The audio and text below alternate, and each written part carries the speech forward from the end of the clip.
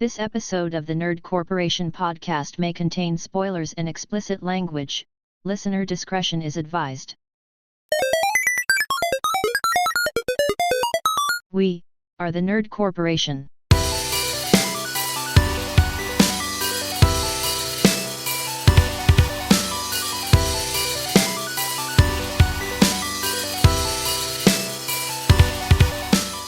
What up, everybody? It's podcast day.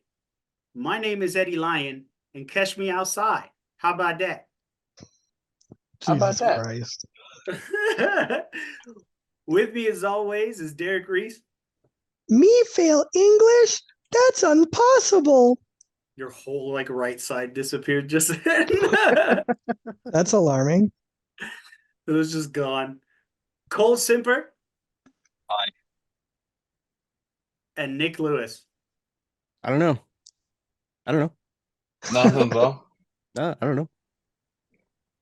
And we are the Nerd Corporation.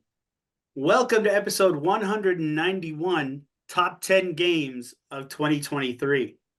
We're just going to go around the screen, talk about the games that we played, why we loved them so much, and all that good stuff. So, I believe I will start. That's just selfish. It is, and fuck you. So, I mean, And fuck it, yeah. Fuck you. I never said it wasn't.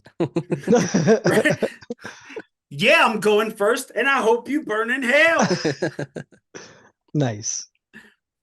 So my number 10 game is AEW Fight Forever. This game brought back all of the nostalgia that NWO, WCW Revenge, and WWF No Mercy, WrestleMania 2000. It brought back all of that really cool nostalgia, like I said, from all of that. I really enjoyed it. It didn't keep my attention though, but it was very much worth being on my top 10 for the nostalgia factor alone. Yeah, I think I'm the only one out of all four of us that actually played that game, and I agree with that. Who developed it? Ukes. Ukes. It was Ukes. And this is Yeah. Ukes' return to wrestling, right? Yeah. Mm-hmm. Yep. And it was a solid return then. It was very fun. I enjoyed all of the matches, the mini games with the Young Bucks. It is a very Japanese wrestling game. It's Nice. the flying to every city, Street Street Fighter? Yeah, Yeah. Street Fighter. Japan! Yeah. USA. That's fucking great. And you would stop to eat somewhere that would replenish one of your gauges or whatever. So then you'd be like, we're at this place, and it just shows a plate of food, super, super Japanese type shit. You know what I mean? And then the waitress would tell you a fun fact about the food or whatever. Mhm. We're in Chicago. Here's some deep dish pizza. Yeah. Right. Yeah. Pretty much is what it was. I really wish that there was more to the creator. I feel like it was a little more limited than it was even back then in 2000 with all those other games. So that kind of bugged me a little. No full entrances. That's the one thing. Oh, Sorry, I didn't mean to click that. that's the one thing that I had a big gripe about is the entrances were cool, but they just basically they walk out, they do their little entrance, signature thing, and then Pose. they walk forward, but then it goes to the next person. There's not Yeah. not like 2K entrances where it's the full I mean, video. I would so totally rather take that than a Roman Reigns full entrance. True. No, you're right. You're right. But it reminds me of a toned down version, and I can't remember which SmackDown it was. I don't know if it was Know Your Role or Here Comes the Pain, or even just the first one. I think where the character would walk and their Titantron would just play in the background. I think like I would have preferred something like that over just like, hey, we're coming to the stage, push all these buttons to activate all this random pyro. Like it was just, it felt lazy, I think, to me. But I enjoyed playing as like Kenny Omega doing the one winged angel. Yeah, dude. I like all of the cool moves. And the one thing that got me too from this was that in all of the 2K games or just any of the more like modern wrestling games, um, they have preset names that the announcers say, right? And then you can just choose a preset name, and it would say the name out loud, right? And they always had Eddie, but they never had Lion. But they had like Bear and Eagle and fucking all this other shit, right? But never Lion. No, And- King of the fucking jungle. Right? Yeah. No. They were just like fuck them. And Fuck so Lions, dude. yeah, and I always had to do some like weird shit, right? Like I would have to put like Eddie in the first, and then Day like Day DAY, and then LEON, right? Leon, but it was Leon, so it wouldn't even sound like my name. It was like Eddie Yeah. Day Leon, like Good old Leon. right? And I was just like, all right. I was like, all right, whatever. Guess I'll just go fuck myself. But AEW Fight Forever was looking out for your boy and had Lion as a preset, so the announcer would be like Eddie Lion. Nice. That little bit made me happy. But yeah, that's my number 10. AEW Fight Forever. D-Rock. So like, I mean, we all know I'm a fake ass gamer in Yeah. terms of I really don't play that many games. I mean, the Mhm. ones I do, I play ad nauseum, but Right. That aren't really from last year. Like, Well, I mean, like WoW technically is because there was a new expansion. So Yeah, I mean, yeah. I'd say That that counts. counts. Yeah, that counts. But so like I'm looking at Game Informer and, and I'm just gonna kind of steal some of theirs because they put Street Fighter 6 as number 10. But Okay. yeah, so we'll go with that. Okay. A little high on that list, but all right. All right. They Cool. really enjoyed it apparently. My number 10 is Hogwarts Legacy. Very nice. I wanted to put this game on the list just because I feel like it is a diamond in the rough. It really I feel is. like there's a lot to love out of this, and especially if you're like a huge fan of the IP. And I never really was, but I've like learned to appreciate it a little bit more. It's not like it's this fucking groundbreaking piece of literature. It's not. No. It's just smart. Like it has moments where I'm like, oh, like it's just kind of nice how the pieces fit together eventually, right? Mm-hmm. Like through a matter of what was it, 7 books, something like that. But the game just really kind of encapsulates everything that's really cool about that universe and puts it all into one area or into Absolutely. one like smooth experience. And I think it's really cool. And I really do think it kind of got shit on a lot by Absolutely. the usual suspects, which is fine. A lot of people don't take them seriously anymore. So like it's fine. I mean, best-selling game of last year, definitely something, but I was gonna say, what's that word, like situational activist or whatever? Like, yes, yeah, situational activism. Yeah, there's Yeah. some of that. There was some of that, yeah, for sure. But also, lot of like that. that's just the whole thing too. Like the people that don't like J.K. Rowling are like, right to have their opinion about it. Just some of them are just fucking obnoxious about it. And the thing is that most of the time we agree on a lot of the shit. I think she's a fucking airhead in many different ways, but that's totally besides the point. I was just really surprised on how good it was because I looked at it and I was like, oh God, okay, like AA fucking mid 2000s PlayStation 2 game over here, thinking that it wasn't really going to be much, but it ended up being a lot. And I think it's like a solid play, dude, especially for any of those kids that can't play M-rated video games and they want to play like some new hotness. This is like the perfect game. Like if Oh, your yeah. if your parents won't let you play Grand Theft Auto Like, I feel like Hogwarts Legacy is fucking awesome and worth your and time and your you money. do get to learn some evil curses and stuff.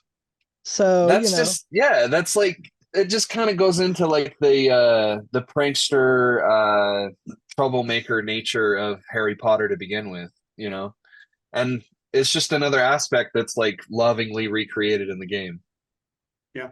So, but yeah, I mean, I don't really give a fucking up about this game now that we're so far removed from it. But Right. one day I do want to return to it. I Well, hope that they fix the PC port. But what were you gonna say? yeah, it sounds like there might be DLC coming soon, like summer The this Oh, quit year. the yeah? Quidditch shit. Yeah, Yeah. Oh, right. I forgot that that was actually ever even gonna be a thing. Yeah. yeah. So So, and then we get to go through this whole awful merry-go-round again. right. Yeah. That's it. Number 10. Nick? So my number 10 is going to Sons of the Forest. Nice. That game took what the forest did and just like fed it a bunch of crack. Like that game is like 20 times more terrifying than the original Forest. I really wanted to Um, try it. it's really great, and I I wish that it had gotten console ports because it did actually. It was in early access for a while, and then it actually came out like I think what was it last summer, like Hmm. August. It actually fully released. Hmm. Isn't the Um, Forest on console? the Forest Forest is is, on yeah, console. Yeah. but this Just is give the it second. time. Yeah, It'll come. No. yes, I yeah, that game would have been on my list had I been able to play it. yeah, yeah. It's even when I was playing it in what was in early access, it was great. I mean, there's just so much to do. So It much to gives you see. it gives you that like feel of like I really like I'm being cautious exploring because if I die, like all of my shit Right. is gone. Like Right. Yeah. Yeah. Yeah. it really Yeah. makes you No. like kind of It prepare gives before you you go that out. survival feel. Yeah. Yeah, it's a real like real survival game, and some of the mechanics are really cool. Like you can if you're chopping down a tree, you can pick up like multiple logs and take them over and like put each of them into like a into the thing that you're building. Like Right. it Right. was just fun. And Very cool. there's like I I didn't even get anywhere near like making a dent in that game, but I played the shit out of that game and I loved it. Hell yeah. Cool. My number 9 is Hogwarts Legacies. Legacies. Hogwarts Legacies. Legacy. It came My out. my number 9 is Hogwarts Legacies. That's exactly what I was thinking. Is it really fun? Is it really My yeah, fun? number no. 9. Definitely wanted to put it on the list as well. I feel like this game didn't get the recognition it deserved. And it's not like it deserved any kind of like serious recognition. It was just Just recognized. something. Yeah, Something. like this game is very unique as far as like an IP goes. You know, because we have like everything is being ported into a video game. You have your failures like, you know, Judge Dredd or something. You know what I mean? Like, but this was actually a very very nice love letter to that series, and I feel like it should have gotten at least something, a mention, a nomination, something. Not only Something, man.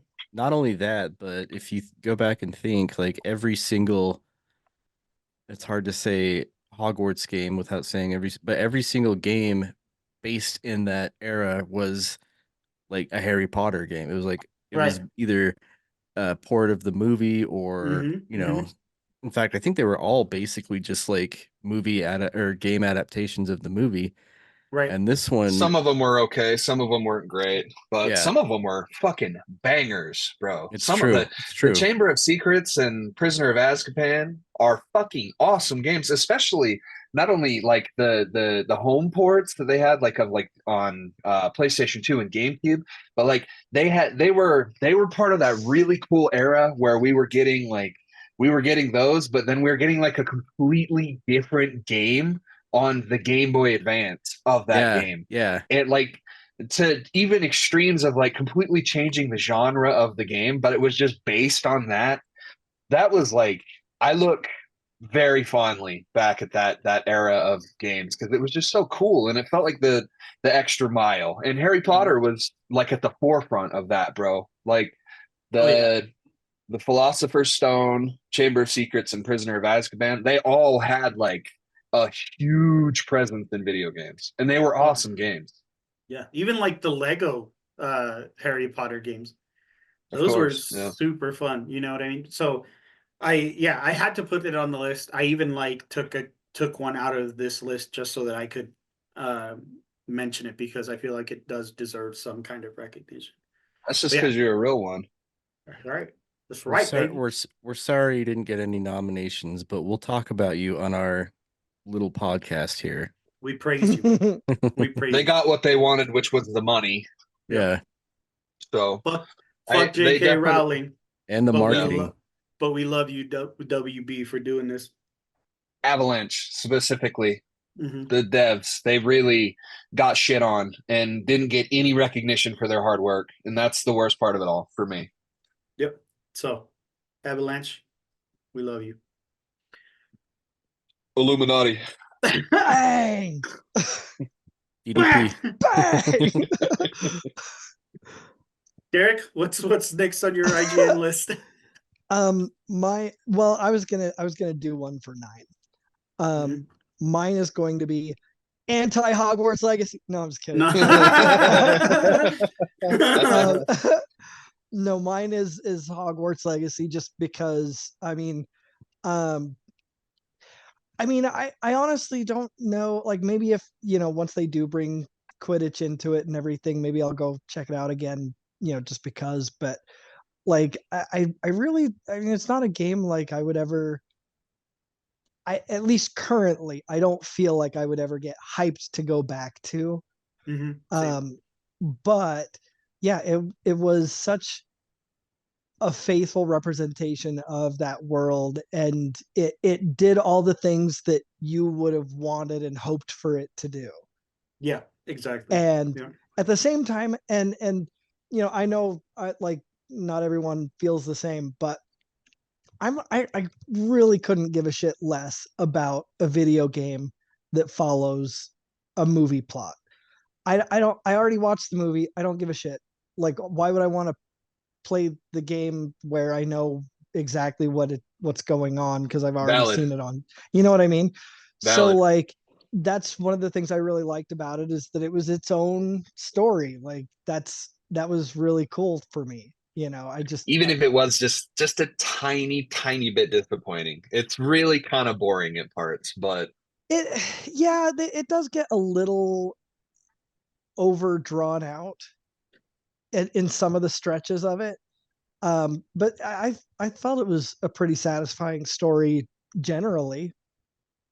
But yeah, I'm just saying it's not like it's like reinventing the wheel or anything. You know Oh what I yeah, mean? Like no, not at it's all. kind of a bare bones fucking wizard plot, you know? Yeah, well, and it doesn't, again, the whole point is more to represent Harry Potter, the world, and doing what you saw on the movies and wanted to play all, riding around on the Hogwarts. broomstick and all of that, like doing the spells, like all of that. That was the real thing that you wanted to see with it. And Yeah. and so to me the story was really just there to facilitate you going through this world, and Pretty much. it wasn't Yeah. it wasn't about the story, which is It was a fine. conduit. Yeah, exactly. So yeah, it was a great experience, but it's certainly not one that in my mind, at least currently, I don't find much replayability in it. But it was really good for what it was.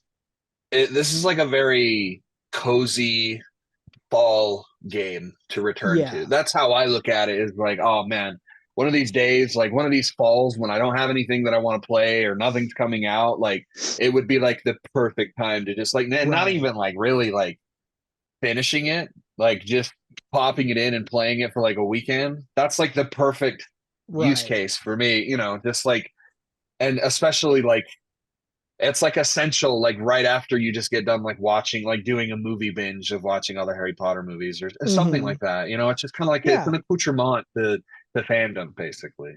Totally not needed, totally unnecessary, but it's fucking awesome Yeah. if you love that stuff. Cole, what's your number?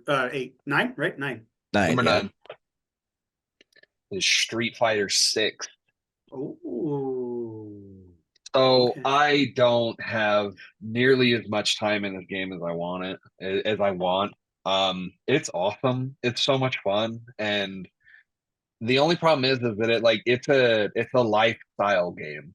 Like, to play it the way that I want to play it and like get good and like learn the mechanics and like get in the lab and like figure out combos and like not only do that for like one character but do it for multiple, because there's such great character and Oh character yeah. Oh yeah. design and character music, and like there's like plenty of reason to branch out outside of your favorite character, right? Right. And I never really did that. So I would love to return. I just don't know when I can, because like that was the biggest reason why I dropped it, is because unfortunately it came out in the year that like every fucking video game coming out is good and worth your attention. So like, Mhm. and this year I feel like is going to be like a really good buffer year to like kind of get like all of that shit played through, right? Like all the stuff that you kind of skipped out on, just to like, like I dropped several games last year just to be able to move on to the next one, because I really wanted to see what the hype was about, you know. And in this one, this year I want to focus on it being like a backlog slayer, like play all this shit that I spent all this money on, and stop buying Yeah. games, you know.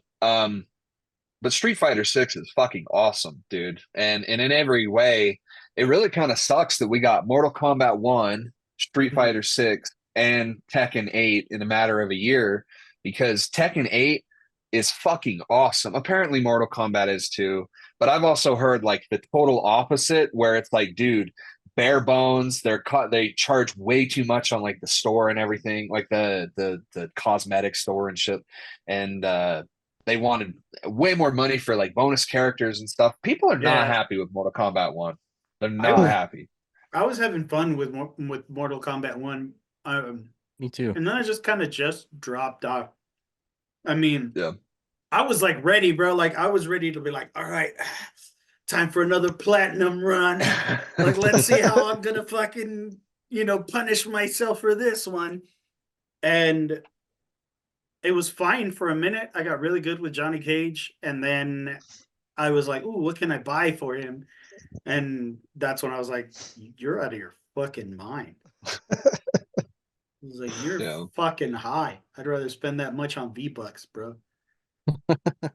Yeah, I don't know. I spent a lot of money on my version of Street Fighter 6, so I would love to jump back in, but it's just like I said, it's one of those games that I just really would like obsessively play. Like I would be thinking about it all the time, and it would be like my game that I play. And right now, life is so hectic and busy that like the only time I'm finding to play games right now is like the hour in bed that I'm like about to fall asleep. Yeah. Like, so I would like to change that, obviously, because I love video games and I feel like I'm not getting enough time with them. But also, there's a balance and all that shit. But Street Fighter 6 is one of the games that I would love to incorporate in there just because it's awesome. Very cool. So, Very cool. yeah. Nick, Good. number 9. All right. My number 9, I would like to give to the Dead Space remake. No, you're not allowed. Oh, Okay. well, give me a second. I'll find another one. It's fine. Go Okay, ahead. all right. I just thought that this game was a wonderful remake with some new stuff added too. Like Mhm. I think I mentioned in either one of the episodes or just, in our group chat that like some of the noises that you hear coming from the necromorphs are like The otherworldly. Like Awesome. yeah. Oh, really? that's what scared. They're way So different than the sick. original game. Yeah, they're like Derek, really scary. have you not played Dead Space Remake? Well, didn't No, you played it didn't because yeah, didn't you get me the Dead we Space? we game shared and I think you played it. Was that doesn't feel like 2023, or was it? It Yeah. was. This is the Wow. very beginning. This is the very beginning Oh. of 2023. Well, I guess Mhm. I have another one I get to put in my list then. No, I thought that was last year. I straight up thought that was last year completely. Well, it was heck, last year, it was last 2023. year. Yeah. Well, but I mean The year before. 2022. Yeah. So 2 Get it years ago. right. Get it right. Time never stopped, Derek. Here we are. Yeah. But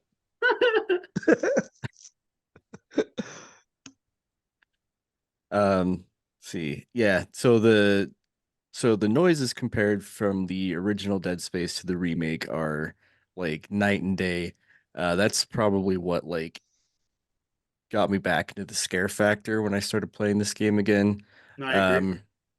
There's not like a whole lot of deviation from the original game either. It's basically just like it's a remake, but it's the same formula and everything. And Mhm. I really enjoyed Yeah. that because I knew where I was going pretty much. Like it was all kind of coming back to me, and it looked phenomenal. And yeah, I love to be able to put like remakes into my top 10 list because it really just shows how much they put into it.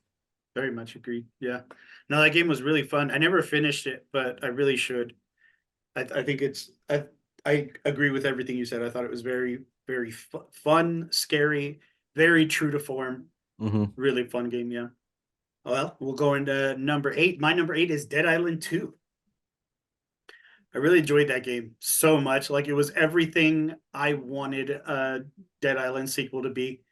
I mean, there's no reinventing the wheel, you know what I mean? Like it's just like, but it's everything that it is. It is perfectly. Like and everything that they did amazing with. That like flesh tearing mechanic is such yep, exactly. Fucking chef's kiss. What's that Uh scene from Emperor's New Groove where he's like, when that light hits the hillside? yeah, yeah. It's great. It I can't say any like I can't gush about that game anymore. And the only reason it's so low on my list is just because all the other games on my list like took a lot of my time. You know, Hmm. I did so much with them.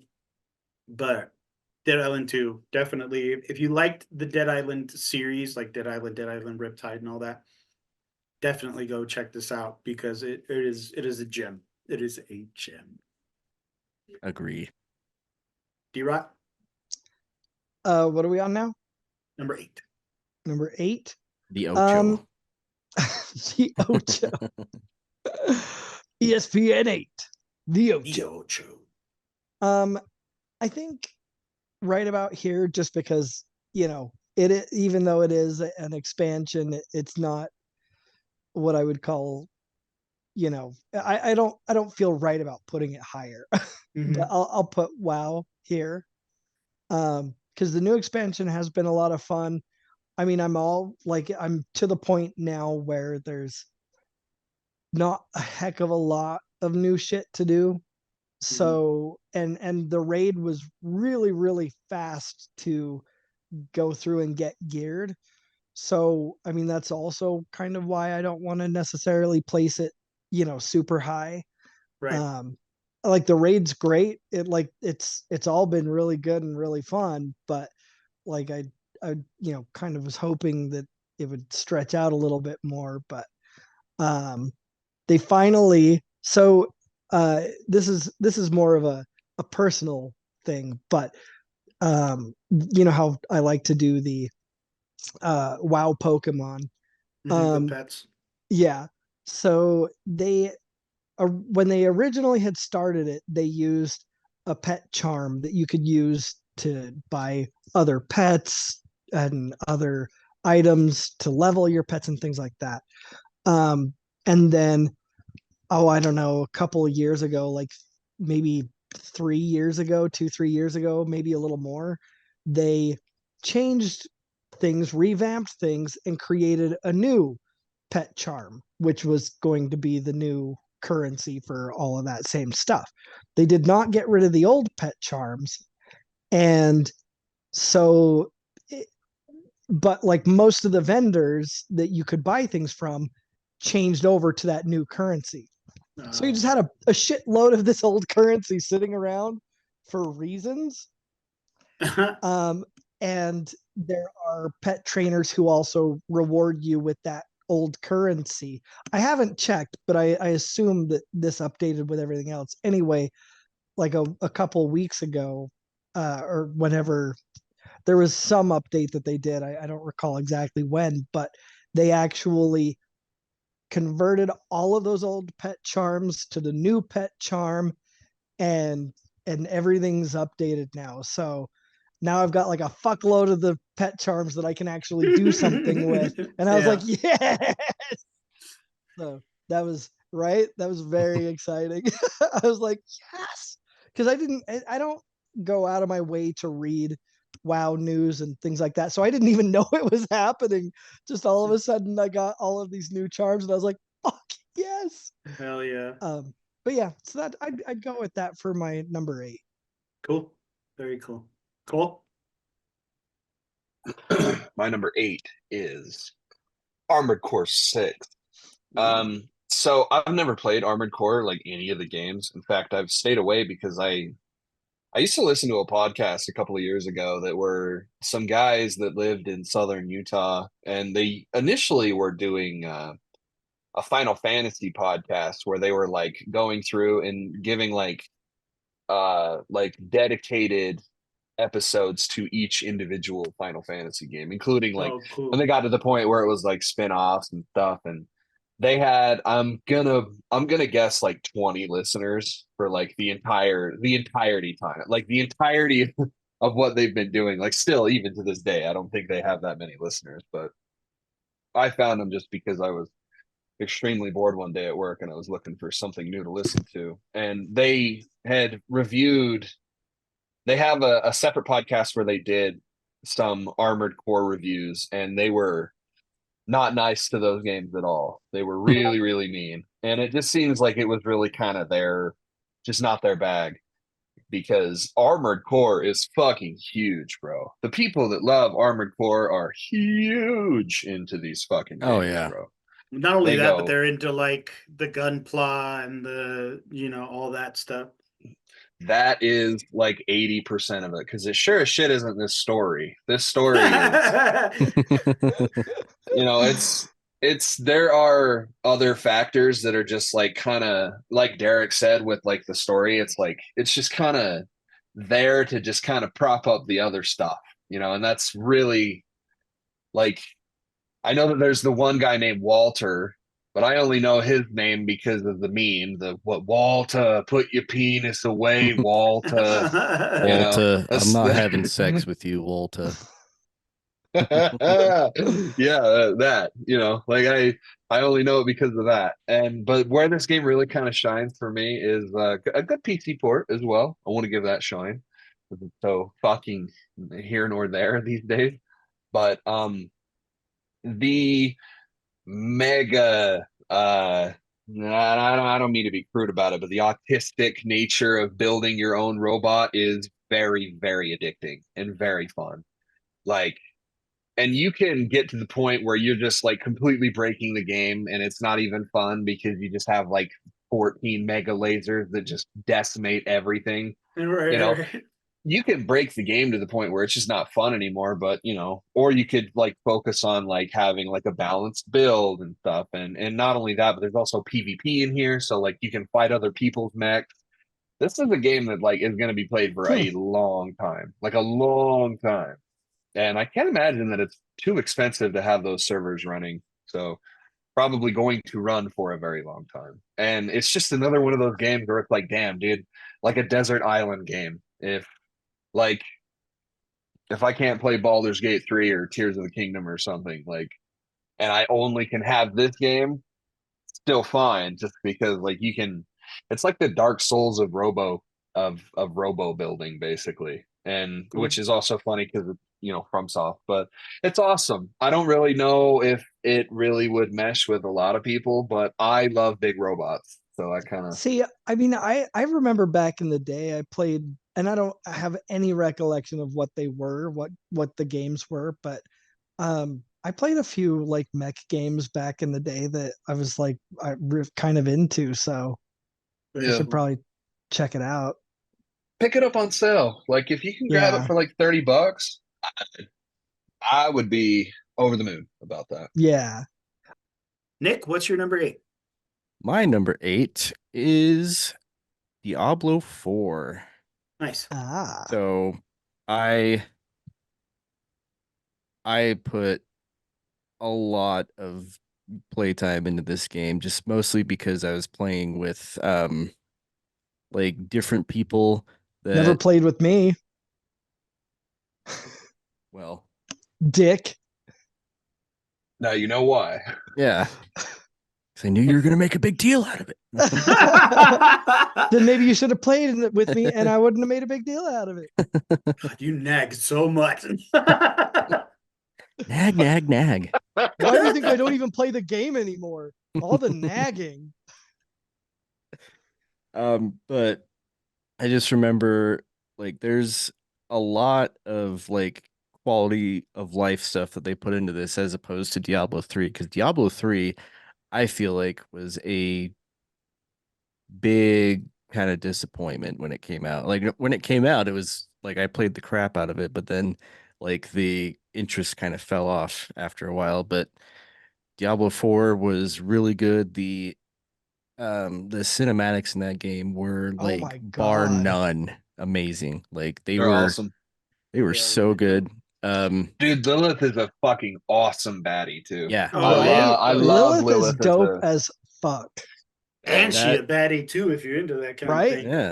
She yeah. is. She is. if That you're into whole like the Hellraiser Pinhead kind of shit, yeah. Yeah, fucking I'm not one to get your demonic freak on. right. I'll go to the devil's house. I don't give a fuck. Right? go to the devil's house and I'll spend the night. Right? Um, Take but my yeah, overnight bag. yeah. That game, yeah, that just I don't know, that scratched like the itch that I was feeling from Diablo 3 Very cool. for sure.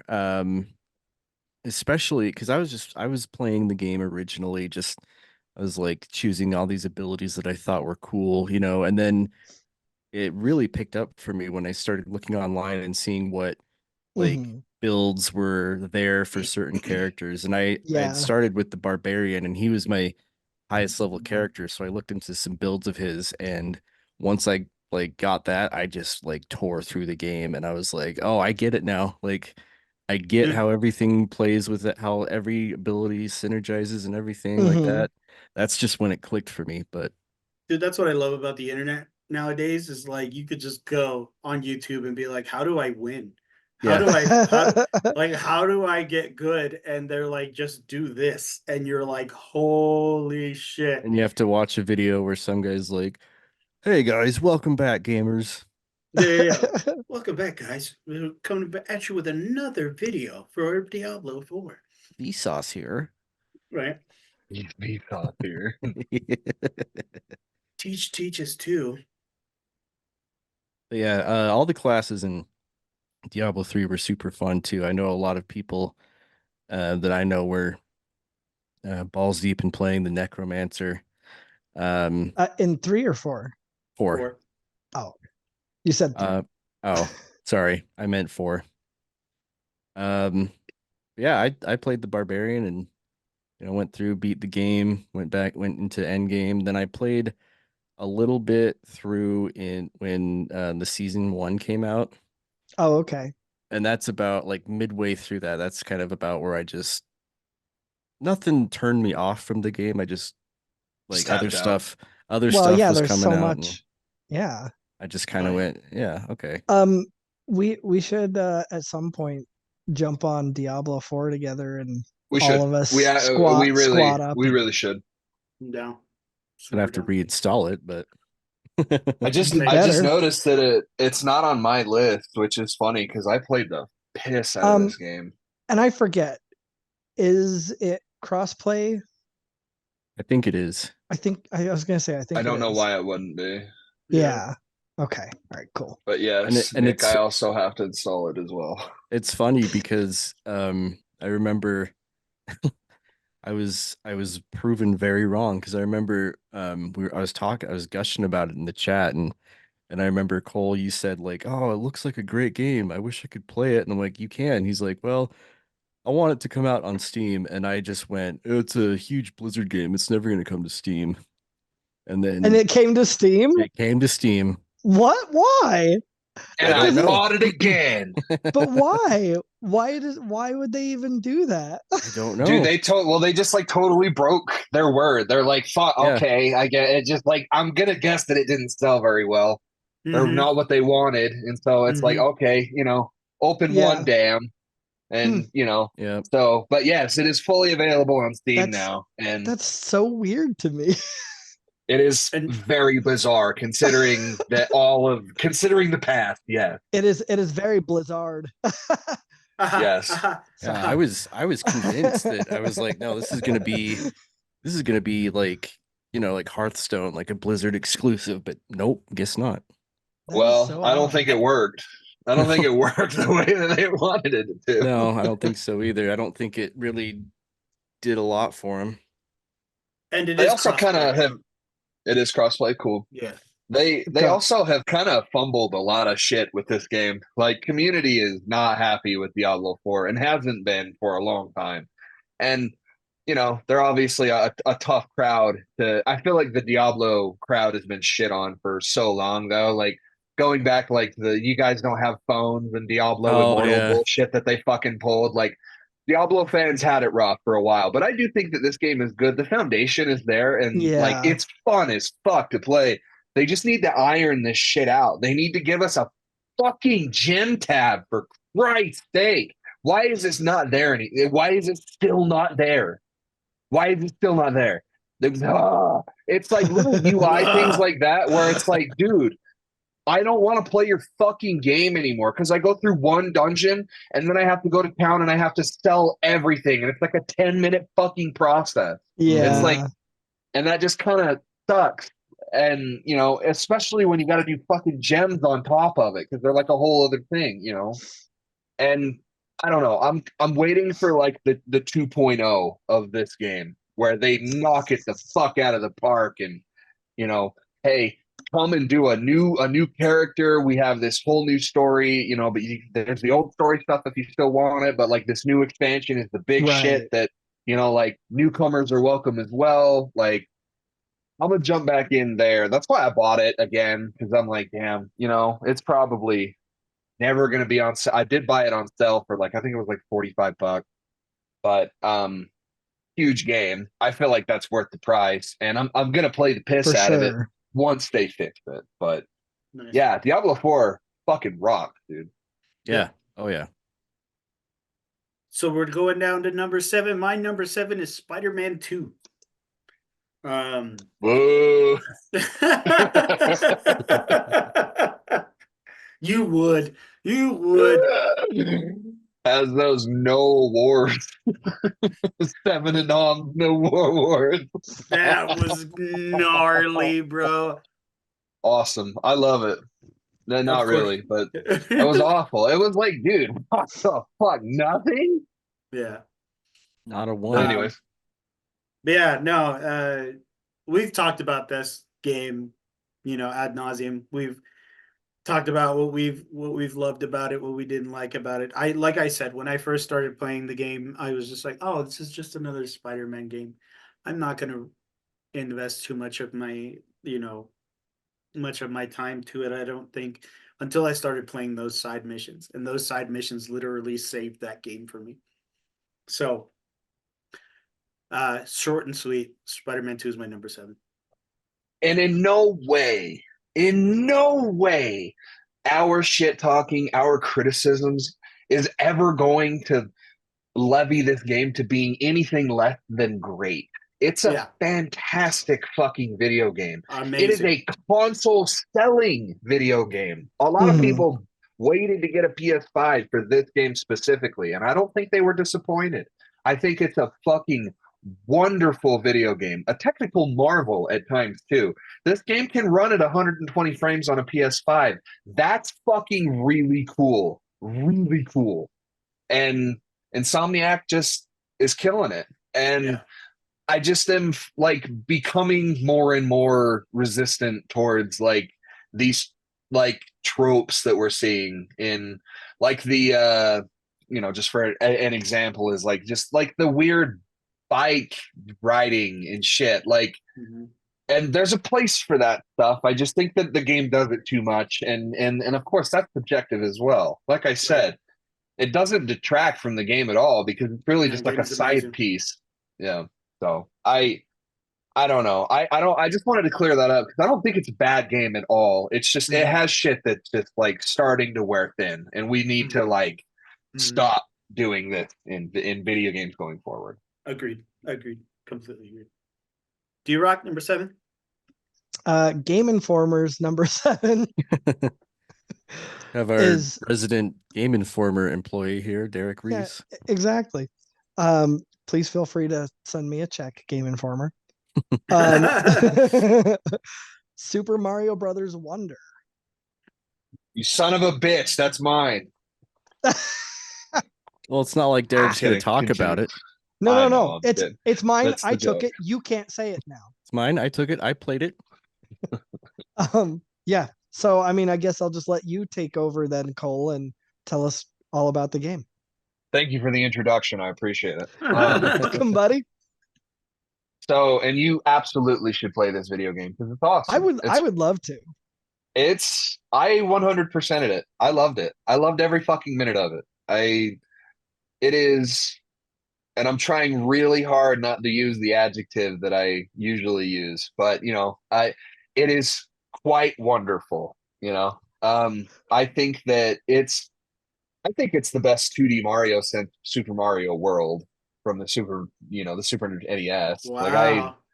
I think it's outstanding in every way. And if it wasn't for like everything else after this, like I would be saying that it's my game of the year. I love it. I adore it. I think it is the music and the way that Nintendo are fucking wizards, man. They just know what they're doing and they know how to create a really top tier, beautiful looking game for really not that much and for no human sacrifice either. If you look at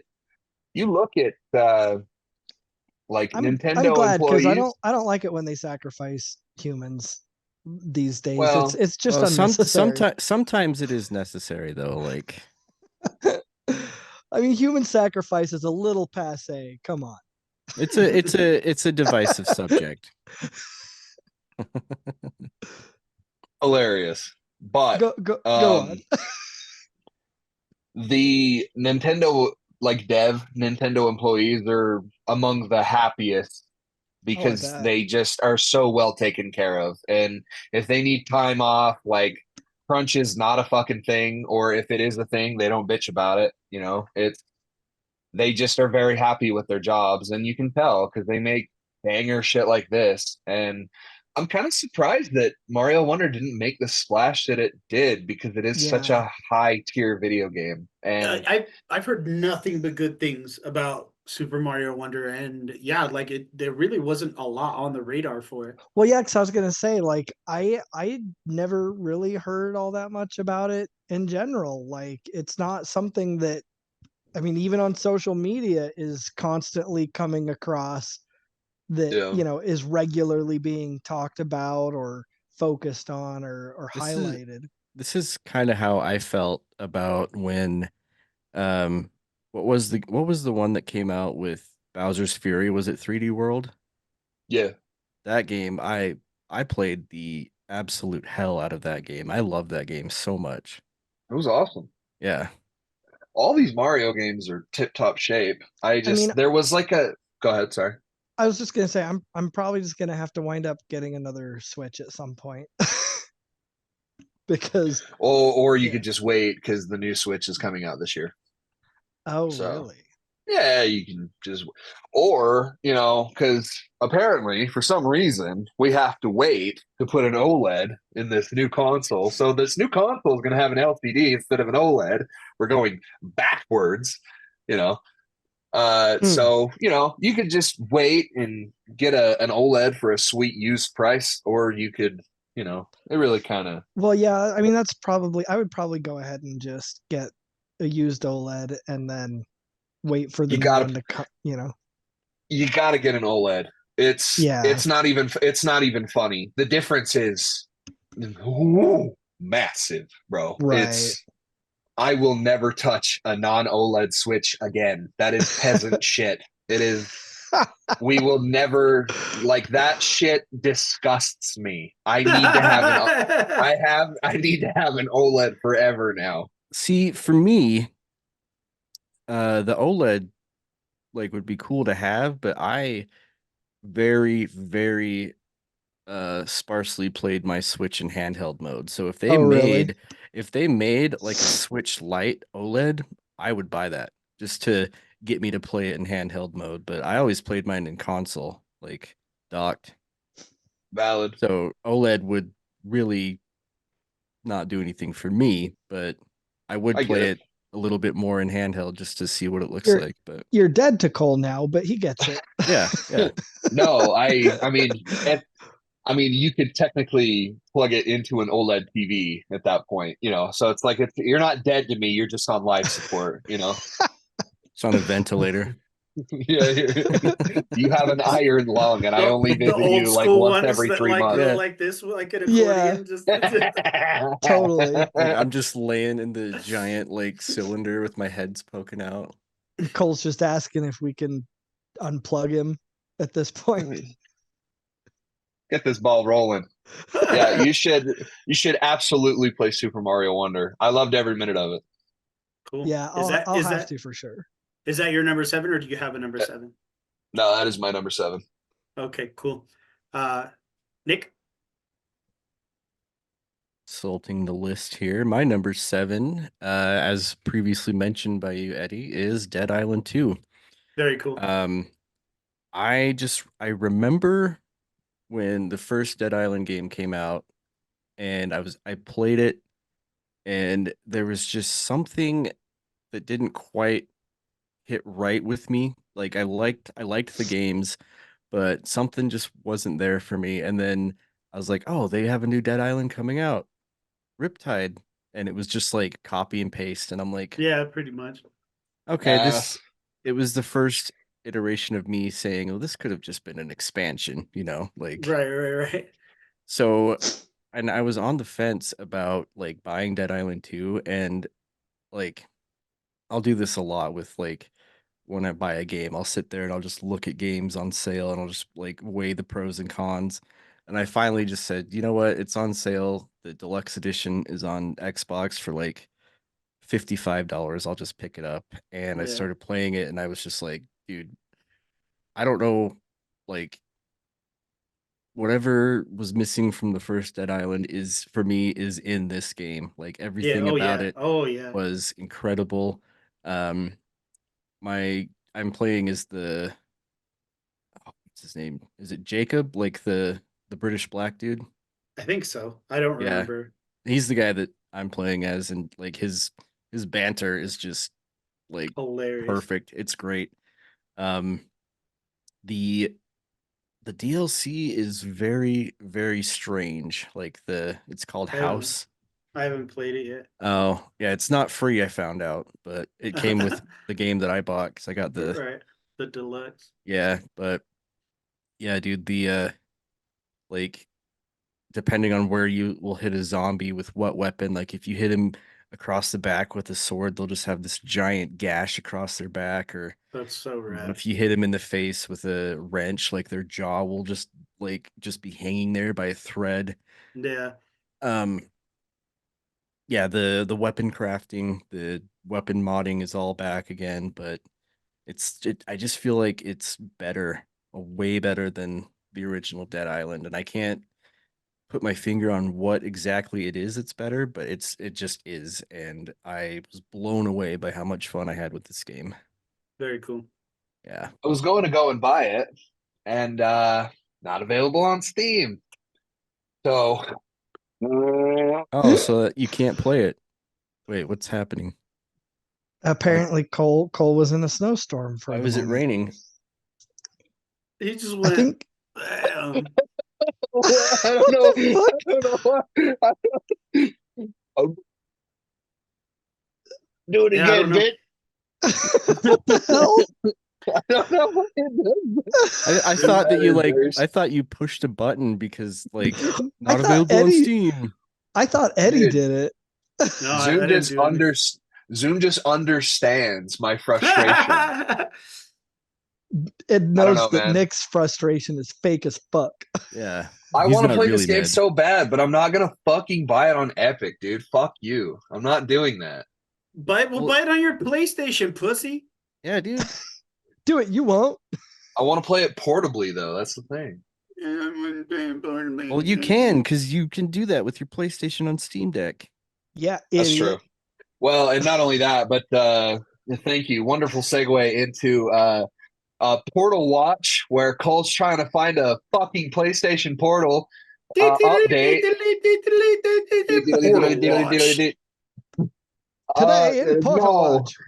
I haven't fucking found it yet, and I'm really upset about it. But there we go. He's There's upset the update. that he hasn't found a second Steam Deck, basically. I can get one. I can get one of those. Breaking news on Cole's Portal Watch. Still no portal. Still no Portal. I'm really bummed about that. It's so funny that like this, and I'm pretty sure I said this before, but this piece of shit that no one wants is just fucking impossible to find. But anyways, yes, that would be a perfect game to play on the Portal, but just to kind of like chip away at like trophies and stuff. That's a good idea. Yeah. So we go up to number 6. Hey, My hey number Eddie. 6. Hey Eddie, what's your number 6? Oh, hey, thanks for asking. My number 6 is Alan Wake 2. I went through an enormous adventure to play this game. I'd never Yeah, played you any did. of the I had never It's a played great any journey. of the Alan. Yeah. I'd never played any of the Alan Wake games. I had given up on Control because it just didn't fucking catch me for whatever reason. But I played Alan Wake Remastered, loved that. That was super fun. I went and I just ran through Control because I was like, let's turn on one-hit kills, let's turn on fucking invincibility. Like, let's just get it over with, right? Hell yeah, dude. And so I went in there, I played the AEW, right? AWE. Or was it AWE? I don't remember. But Alan Week experience. So it's Yeah. all AWE. yeah, so I played that DLC, I played the other DLC, and then I got to Alan Wake 2, and it was such an experience. Like, it's so crazy how these universes are built, but it was such a cool experience to have all of that fresh in my brain. And then just be like, oh, well, that's what they were talking about here. Oh, and that's what they were talking about here. And this and that and the other. And it was a lot of fun it was more fun to see all the callbacks while I was playing the game. You know what I mean? Yeah. So I feel like, Yeah, Yeah, I and think you did. and that's the experience I'm going through right now. yeah, exactly. I think I'm one, maybe 2 chapters away from finishing Alan Wake Remastered. Nice. Excellent. So, and then Very I'll nice. jump back to where I was in Control. Yeah, you're doing yourself a huge disservice by not playing that first game because the second game jumps like immediately back into shit. Like Mm. Yeah. like Yeah. almost immediately where you left off on Alan Wake. So Like, it's I- super important. Well, and I'm glad that I didn't do this then, because I was like, maybe just for our favorite games or our top games of 2023, I should, just jump in and play a little bit of Alan Wake 2, and I'm really glad I didn't yet then. No, don't. Dude, Yeah. you really can't. It's Yeah. it's Finish it. Finish Yeah, it.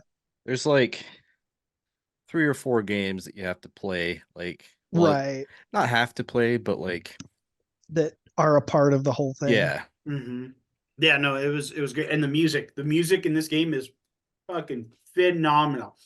From the score to the like copyrighted music that they got. I love that after every chapter it plays like this dope ass song. I just kind of sit down and let it play. It's great. It's a great game. Alan Wake 2 is my number 6. Derek? I would say that my number 6 would be the Dead Space remake. I had a fucking blast playing that game. Like, and I keep going back and playing it, new game pluses and little chunks and stuff like that. Like, I don't know, I really love the aesthetic, the ambience that they create, the jump scares, like everything in this game is just so great. Like, it's perfect. Like, I just love the way that this game was set up and how everything serves that main purpose. Very cool. Very cool. Cole, what's your number 6?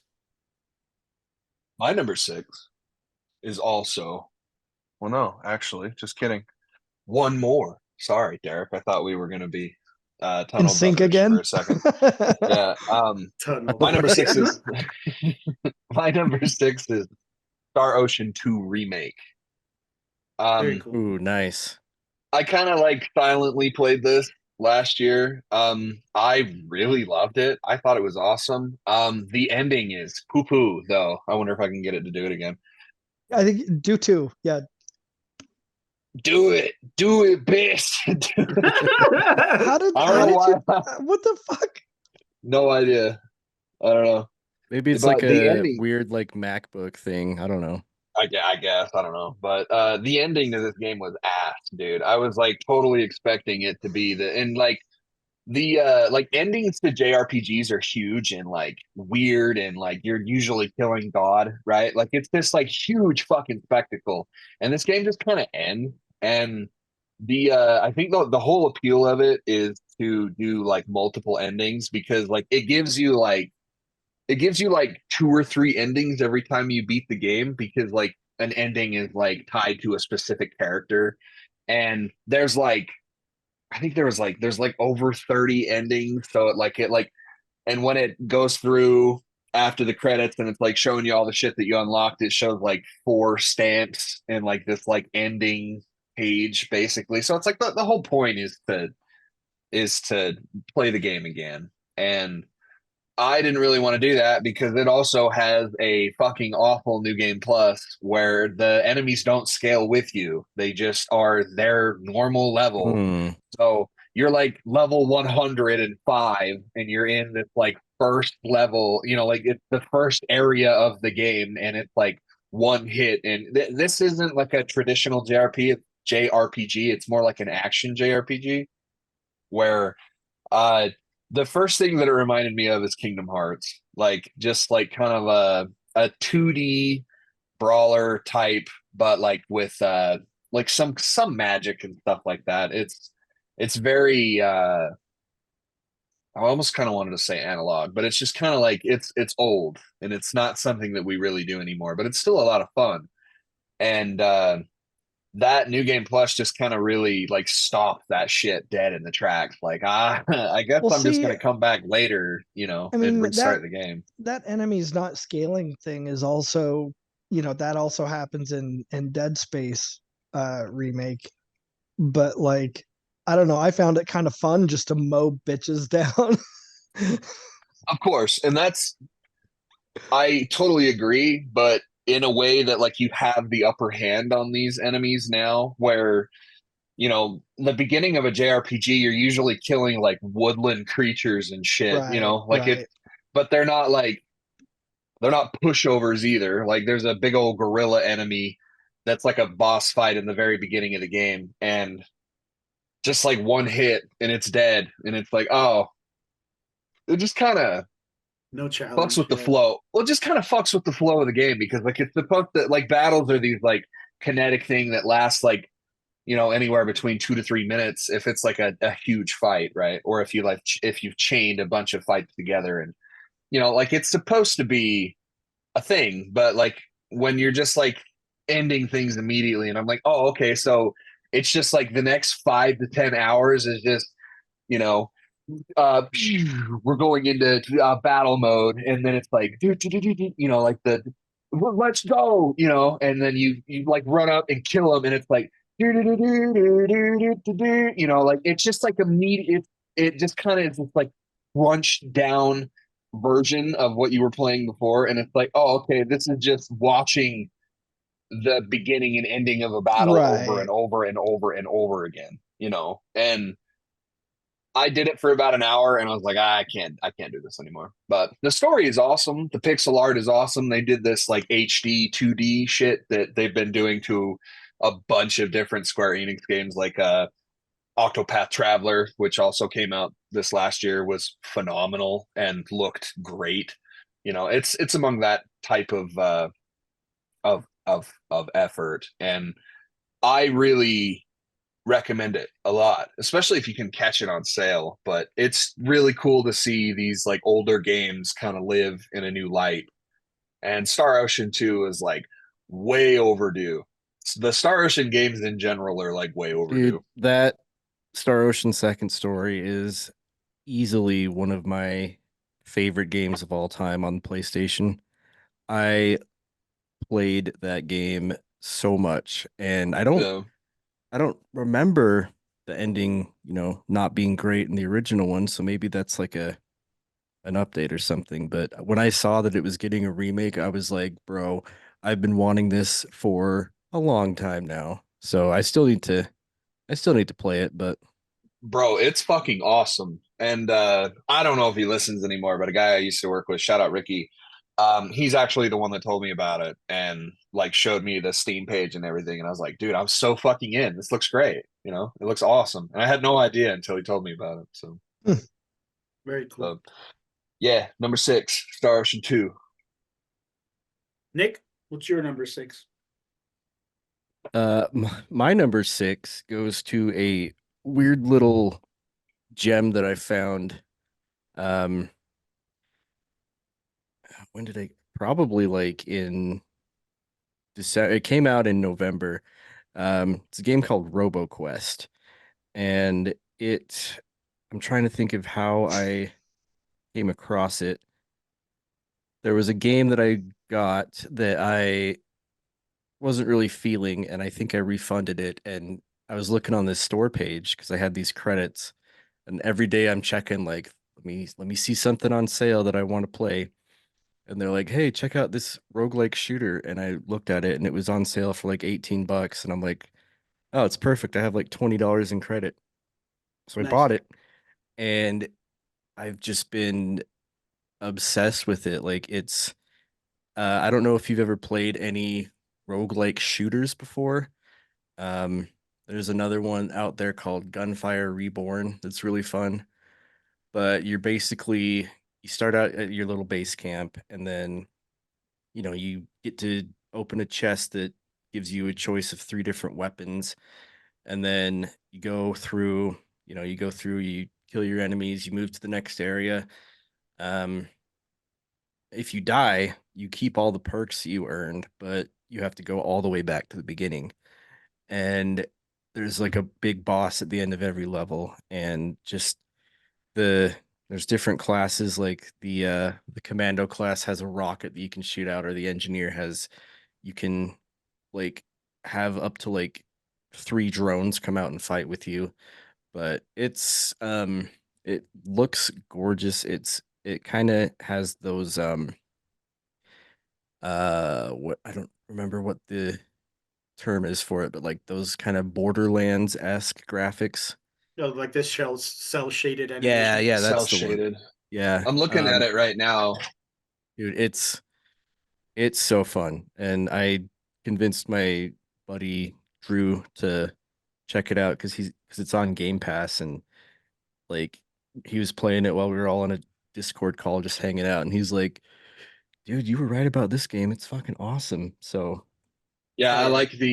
I like the noises, the comic noises off the guns every time they shoot. That's very cool. yeah, Very, that's a very that's a charming. very nice little touch. Yeah, Games in Sweden. it's just Hmm. awesome. I can't say enough good things about that game. I can You really play it on only- stream? I think I did when I first got it. I might do it a little bit later tonight, actually. This is a badass. Yeah, This looks it's fun as so fuck, fun. dude. It is incredibly fun. Putting that bitch on the wish list. Yeah. Oh, Fuck yeah. Yeah, and the Swedes made it. The Swedes. It's very sweet.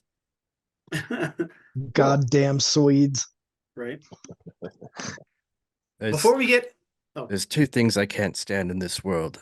People who are intolerant of other people's cultures and the Dutch. freaky deaky Dutch bastard. If you're watching us on YouTube, please don't forget to like, comment, share, subscribe, hit that little bell icon. We want to get into as many nerdy ears as possible, and that's the best way to help us. We have a Reddit that I completely forgot about and haven't mentioned in a million years. We're so good at social Bro, media. you just reminded me. I think you just reminded all of us. We are so good at this. We're the Is best. anything happening over there? I'm sure there's not. Yeah. Yeah, I'm sure there's not we should anybody over do there. we should do an AMA. Right? That'd be kind of Yeah, we cool. should. We have a Nobody Reddit. should. r/nerdcorp podcast. Come talk shit to us. We won't fucking look at it. The AMA will Scream just into the be- void. It'll just be fucking Fillmore just asking us questions. Probably. We have merch. Go to redbubble.com/nerdcore podcast and get some of our sayings and logos on all of our things, including this here Nerdcorp order. Yes. I think I should put it up in green too, which I never even thought about doing. Oh, yeah, of course. You should also do we have like an LWO one? No, I think I need to do an LWO one. For But that one's sure. going to be a little tricky because I need to do like the Mexican one, and then I need to do like the Puerto Rican one now because of the LWO, and then I'm going to end up having to do like all of Latin America. And- But redbubble.com. Ooh. But redbubble.com/nerdcourt podcast. If you love us and want to support what we do, consider supporting us on Patreon. Patreon.com/nerdcourt podcast. Several tiers of loot to have access to, from stickers and shirts to extra content and bonus episodes. If you can't make a monthly contribution, consider supporting us on PayPal. PayPal.me/nerdcourt podcast. We want to have the best loot, give you the best giveaways, and give you the best nerdy experience, and that's the best way to do that. We've partnered with Dubby. Don't be impressed. It's anybody can do it. That's what the D stands for in Dubby. Don't be Yeah. impressed. Don't be Oh, impressed. don't act like you're not impressed. Right? Dubby.gg and use Dubby.gg and use our promo code NERDCORP to get 10% off your order. I stand by it. Like I've said many times, it's a great pick-me-up. I unload trucks for a living, so it helps with the energy and all that good stuff. So I like I to bet- snort it out of people's assholes. yeah, no, it's a great rush. It really is. Dude. Cavernous assholes. Fuck yeah, dude. You We can tr- really stick a lot in we there. we tried that once, and that was in confidence. No. You mispronounced incontinence. Yeah, you know how a lot of people like to they always wanted to like learn how to suck their own dick, right?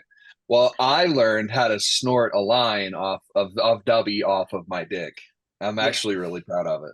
Did his own Nice, dick nice. dinger.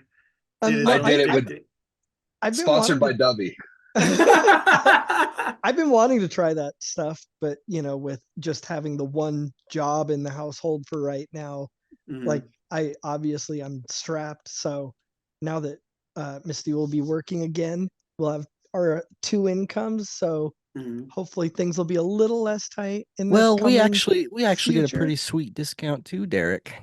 Well, yes, I know that, but I also like I'm the type of person that when shit is tight monetarily, Oh I yeah. just shut everything down. Like Yeah, I don't just spend don't a buy shit. fucking I don't spend a fucking dime. I don't have to. I try so Like- hard to do that, and then all of a sudden, like I forget about all the like streaming stuff that I'm paying for that just comes out. I'm just like, oh shit, okay. See, like I grew up poor, so like I will go without. I will just go without everything. Yeah. Ramen Nothing. sandwiches all day. That's right. Wish sandwiches, bro. It's just two pieces of bread together. Ice cube sandwich. You just imagine the things that you would have on your sandwich. Yeah, just wish what you would want in between. Like Peter Pan. Yeah, exactly. All right. So my number 5 is Baldur's Gate 3. It's a little high up there, but that's okay. For game of the year. Fuck the both of you. I had a lot of fun with this game. I did. I play D&D in real life. So, I definitely this was definitely up my alley. I Just like the Dubby. Just like the Dubby. Just right up right my up your alley. right up in my there. alley. I really enjoyed just the whole digital D&D aspect of it all, just rolling for perception, rolling for initiative, all that cool stuff. I wish I would be given the option to roll for initiative and not just have it roll for me, but that's just a little nitpick. I'm actually playing it right now with Weird Sense and his lady partner because we all D&D together. So we just Very cool. we took our D&D characters and put them in there. And honestly, I have all of the same like spells that I have on my D&D character. He looks exactly like how I want him to look. It's a really fun experience. Yes, it was Game of the Year, but there were other games that captured my heart. But I definitely needed to have it in the top 5 for sure. So, Fuck yeah. Number 5, Baldur's Gate 3. D-Rock? I would say my number 5 is Diablo 4. Cool. I like this. I mean, I've been on Diablo's dick since Diablo 2, and that's when I really first started gaming, like as an adult. But Diablo's bony ass dick. Yeah. yep. And like we were saying, I mean, Lilith is just so badass. The cutscenes are incredible. The gameplay is a lot of fun. This is, I mean, it's basically everything that I wanted in a new Diablo. So yeah, I was really, really happy with it. I'm downloading it again right now. Hell yeah. I'm down, dude. I'm down All as right. fuck. Well, we'll have to like just figure out a night schedule. Diablo night. I remember like when we were finally getting the trailers and teasers for it, like that first cinematic, I was like, the opening. This is the opening cinematic. This is like the final, like this is how the cinematics look. Like that shit gave me goosebumps. Yeah. Yeah, it was really cool. Send them to me. It gave me goose pimples. Send them all. Change them all. Send them all. Call back. Yep. Cole, number 5. My number 5 is Dead Space Remake. First thing that I want to say about this game is that it's probably the most perfect sense of a remake ever. Because not only does it exceptionally display what was so great about that original game, but it fixed all of the bad shit about that game too. Like specifically, like I think it's in chapter 4 maybe, but you have to go outside. You have to go and like clear these asteroids. And Mhm. it's obnoxious as fuck Yep. in the OG game. It is Oh, yeah. so annoying. I hate every time I think about playing Dead Space, that's the part that I think about that stops me from playing Dead Space again. I'm Like, glad I never Which- experienced that.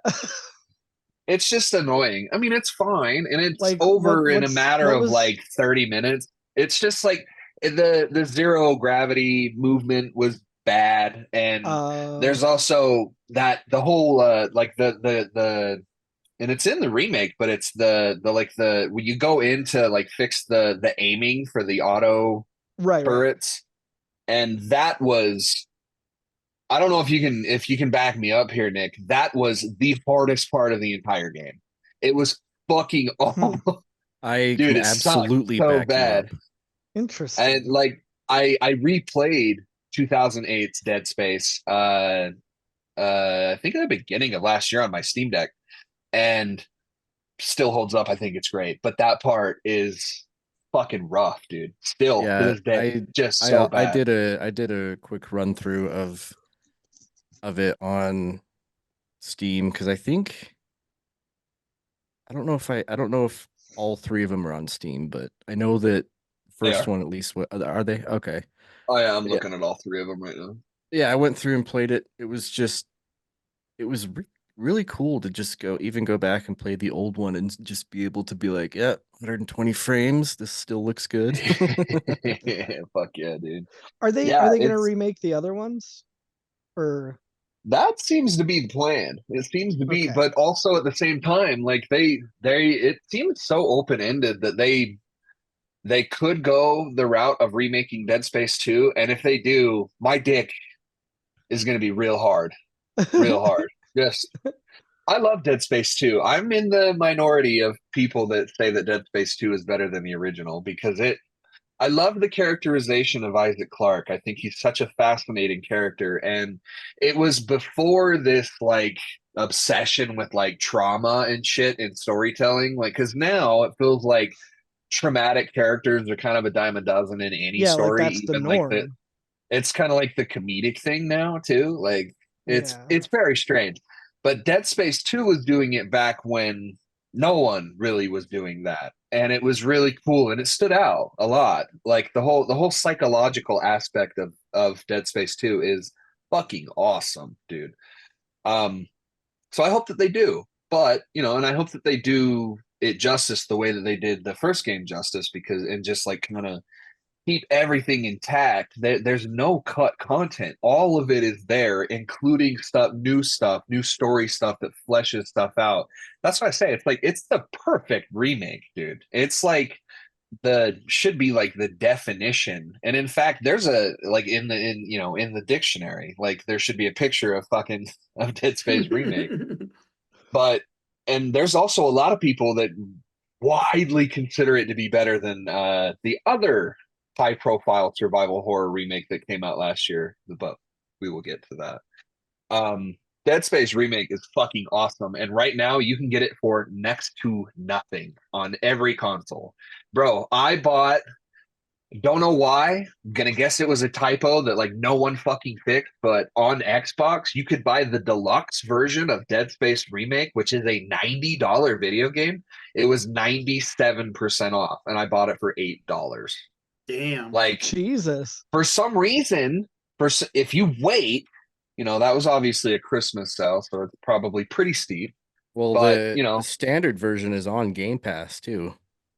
Like, you know, Yeah, if you have the means, please fucking play this game. Especially if you're a fan of survival horror or space horror. Like my favorite horror movie of all time is the original Alien, and I think that being stranded in space when you're stuck on a ship full of evil is one of the scariest things ever, Oh and yeah. Oh yeah, it's definitely. perfectly captured in Dead Space. So Very cool. please play Dead Space remake, please. Okay. Nick, number 5. Number 5. Burger King foot lettuce. Number 15. I'm glad you got that. Fuck. Yeah, dude. I don't understand the reference. Me either. Number 5, Burger King foot lettuce. I'll send it in the chat. Don't worry. Yeah. Mm. My God number damn it. 5 goes to Persona 5 Tactica. Nice. This game, if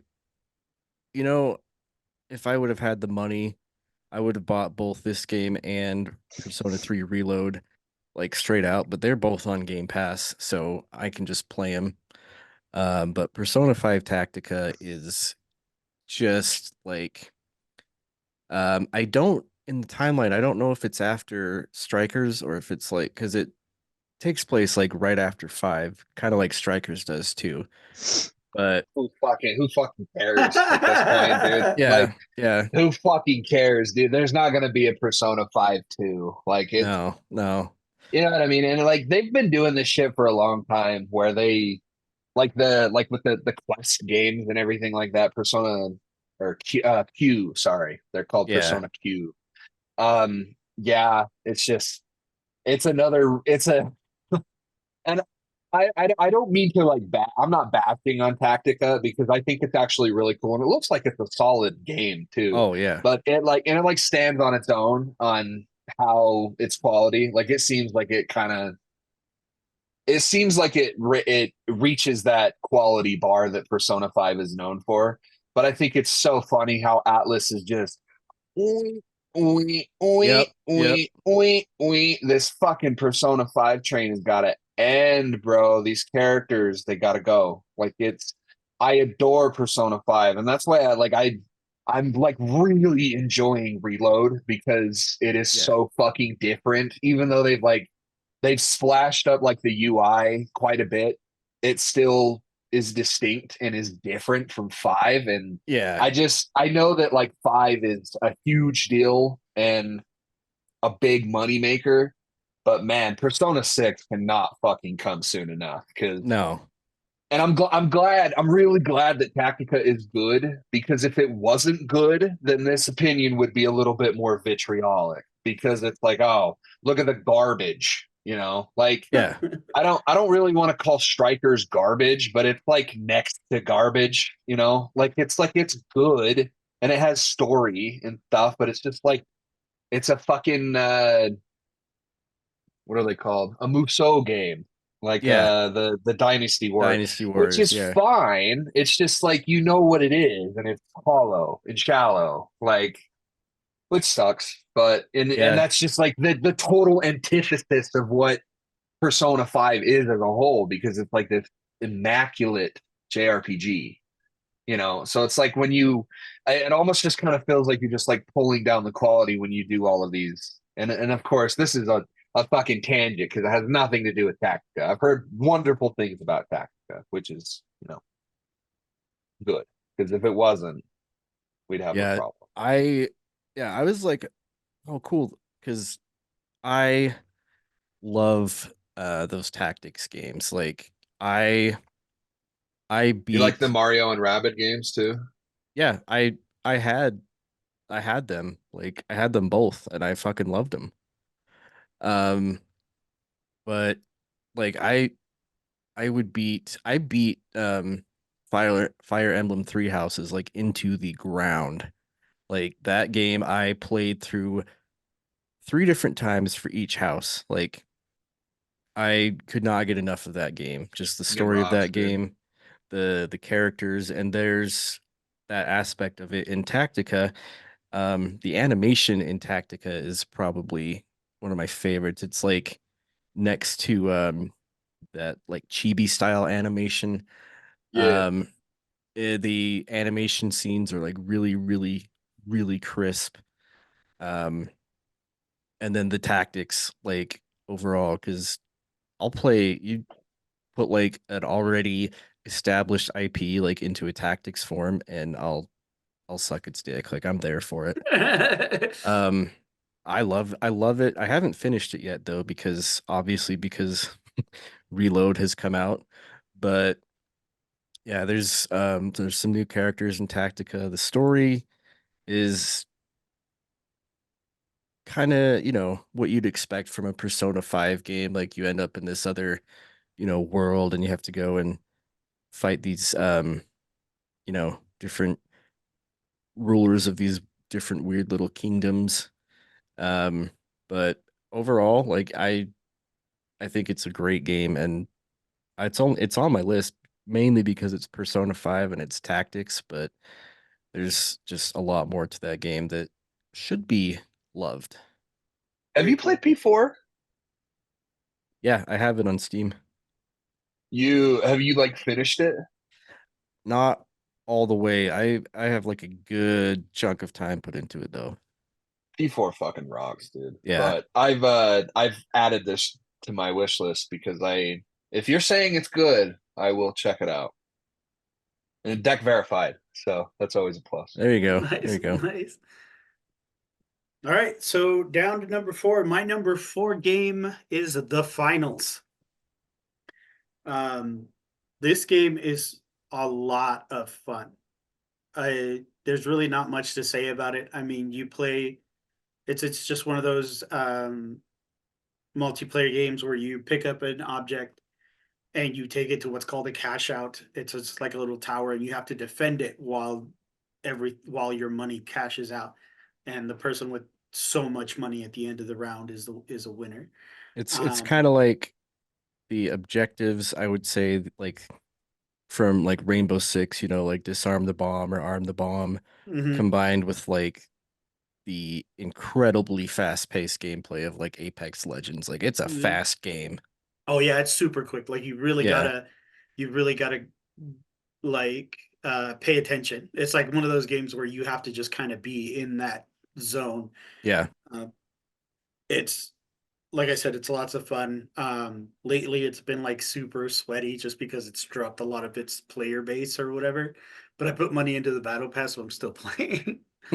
uh, um, I really enjoy it. Weird Sense and his brother Gimmick, all three of us, we get down on that game pretty hardcore. And it's been just a lot of fun to play and watch other people, um, how they play, how they get down. But it took up a lot of my it's taken up a lot of my recent time. It's like in my rotation since it came out. So The Finals, number 4. D-Rock?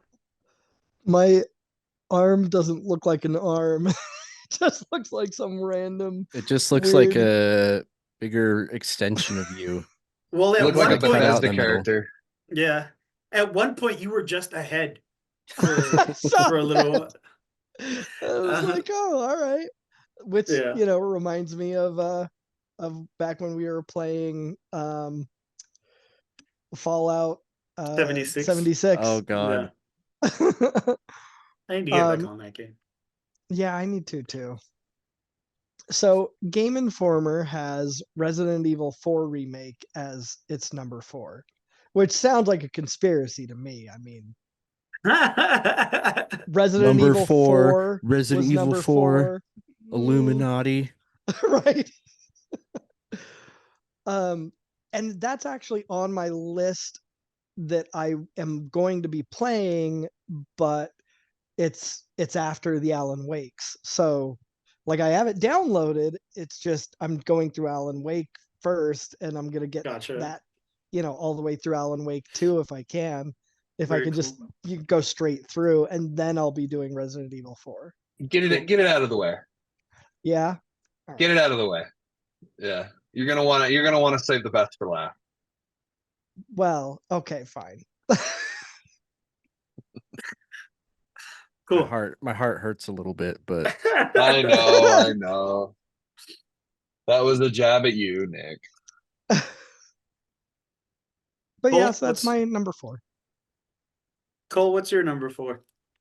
Derek, thank you for that lovely introduction. I am a member of the Illuminati. My number 4 is Resident Evil 4. You and IGN are on point. We are so in sync, and it's Game Informer, not IGN. Fucking Get your spare me shit the difference. straight. Spare I me the know, fucking right? difference. Why? Anyway, Resident Evil 4 is a insanely important video game to me. It is one of the games that like really kind of anchored me into being the fan that I am today of video games. Like everything that I don't know, because Resident Evil 4 was such an influential game in so many ways that like it really kind of influenced everything going forward after that. Oh, absolutely. And you know, like a lot of third person action games you can thank you can thank Resident Evil 4 for that because it was a pioneer for that. I'm pretty sure it was like the first one. Um, you know, I have a very long history with Resident Evil 4. And when they said that they were going to remake 4, I was like, I don't know why, because it is so, first of all, it is widely available on almost everything, even the fucking iPhone at this point. Like it's wide, like the original Resident Evil 4 is widely available to play anywhere. yeah. Even like PS4 and like those are really good versions of the game. Um Not only that, but it is exceptional to play. It is still so good, still so fluid and fun and scary and tense and every other adjective you can think of, you know? Like it's really that good. Resident Evil 4 is the kind of game that smells its own farts because its farts smell really fucking good. You know what I mean? I'll You smell know? its farts. I'll smell it all day long. And I played that game to death. And so every little piece that they were going to like oh check it out. Remember that part? You know, every part that they were going to do of that was going to resonate with me. Like this is 100% a me game. And with the cachet that they have built with Resident Evil 2 remake really kind of set the stage for anticipation for this game because it was like, oh shit, okay, so we can do it. We can actually do it. Yeah. they can do it. You know, they've already proven themselves, and so it really there was no fucking universe where this game was going to come out and it was going to be bad, but I still think that, and it does hold up to that standard. I think it met every single bar that it was trying to go for, but it doesn't surpass anything, right? Like Dead Space remake completely obliterates any reason to play 2008 Dead Space. There is zero reason to play that video game because it is 1,000 times better in the remake and, you know, optimized for more, you know, modern consoles. But I can't say the same for Resident Evil 4 remake. Yeah, and it's so high up on my list just because I am such a huge fan of this game. I decimated this fucking video game. I ran through it like I didn't love it on the PS5. I got that platinum so fast I didn't even fucking look at it when I unlocked it. I was like, I have to play it again on PC. And I did the exact same fucking thing on PC. Got the, what is it called? A perfect game on Steam. I'm like, I gotta have more.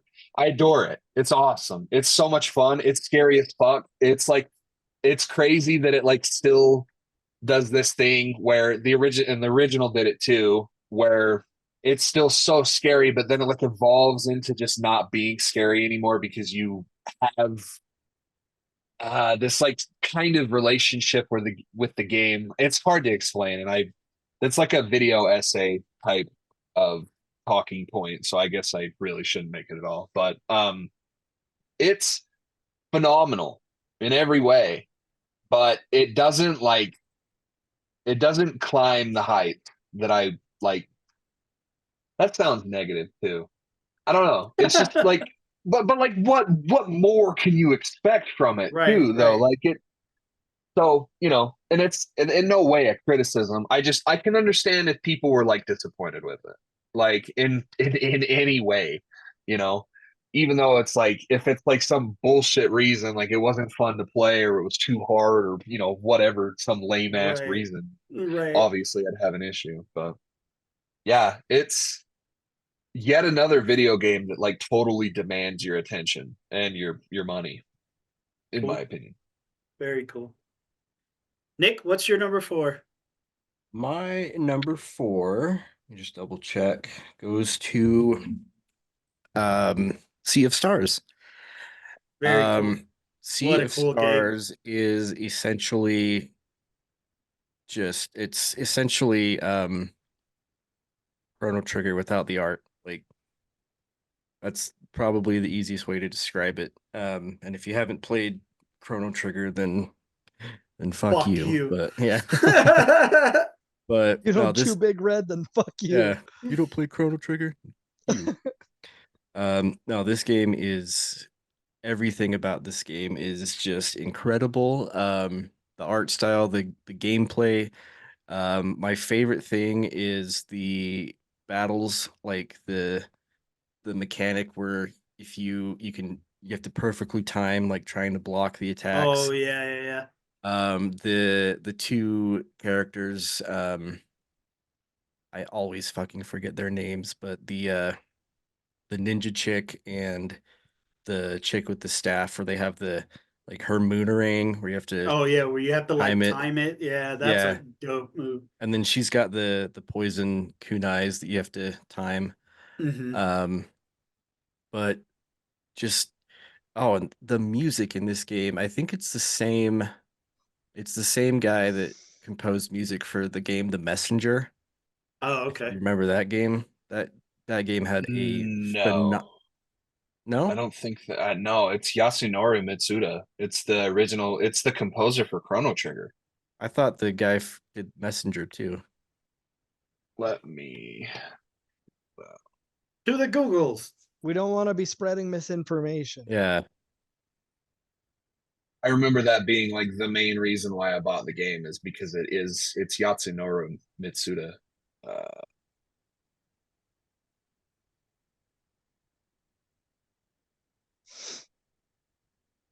you're right. There's two. It's yeah. So it's Yasunori Mitsuda and then this guy named Rainbow Dragon Eyes. That's who I was thinking of, and that's the guy that did music for The Messenger. Okay. Oh, what the fuck? This is cool as shit. So Okay. you're both right. Yeah. Yeah. And Yeah, the I remember that being like because Yeah. I've been looking at this game since it was on what the fuck is it called? The backer program. Kickstarter. It wasn't Kickstarter, it was the one after that. I can't remember but it was among the similar lines where it was like you Yeah. can help us fund the game now and you can get like some cool crazy collector's edition when it comes out.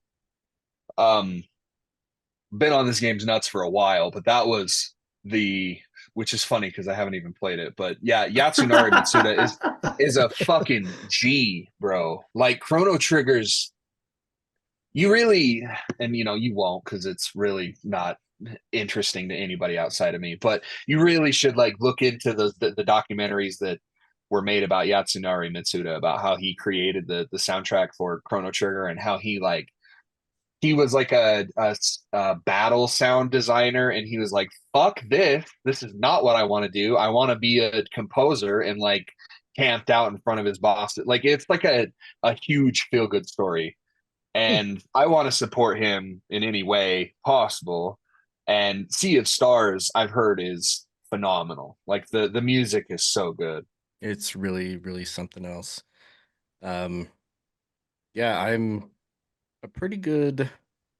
I couldn't tell you how many hours I'm playing into it right now, just because I'm playing it on the PS Plus thing. But yeah, it's awesome. The fights are really fun. The battle music is like some of my favorite music. Um, the mechanics, like where you can, you know, you basically can do a regular attack and build up your mana. Um, and then you can use like the skills that you have. Everything about it is just fun, and it's just a very good homage to those JRPG games, especially to Chrono Trigger. So Yeah.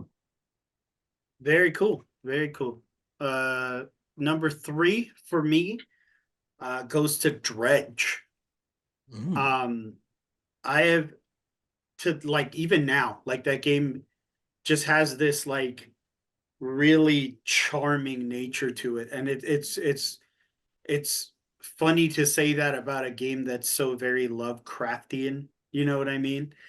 Like it it was so crazy to be just this fisherman on in the water, just catching all this array of fish and learning about them and catching them. I mean, this game, I honestly cannot gush about this game enough. It is the storytelling is immaculate to me.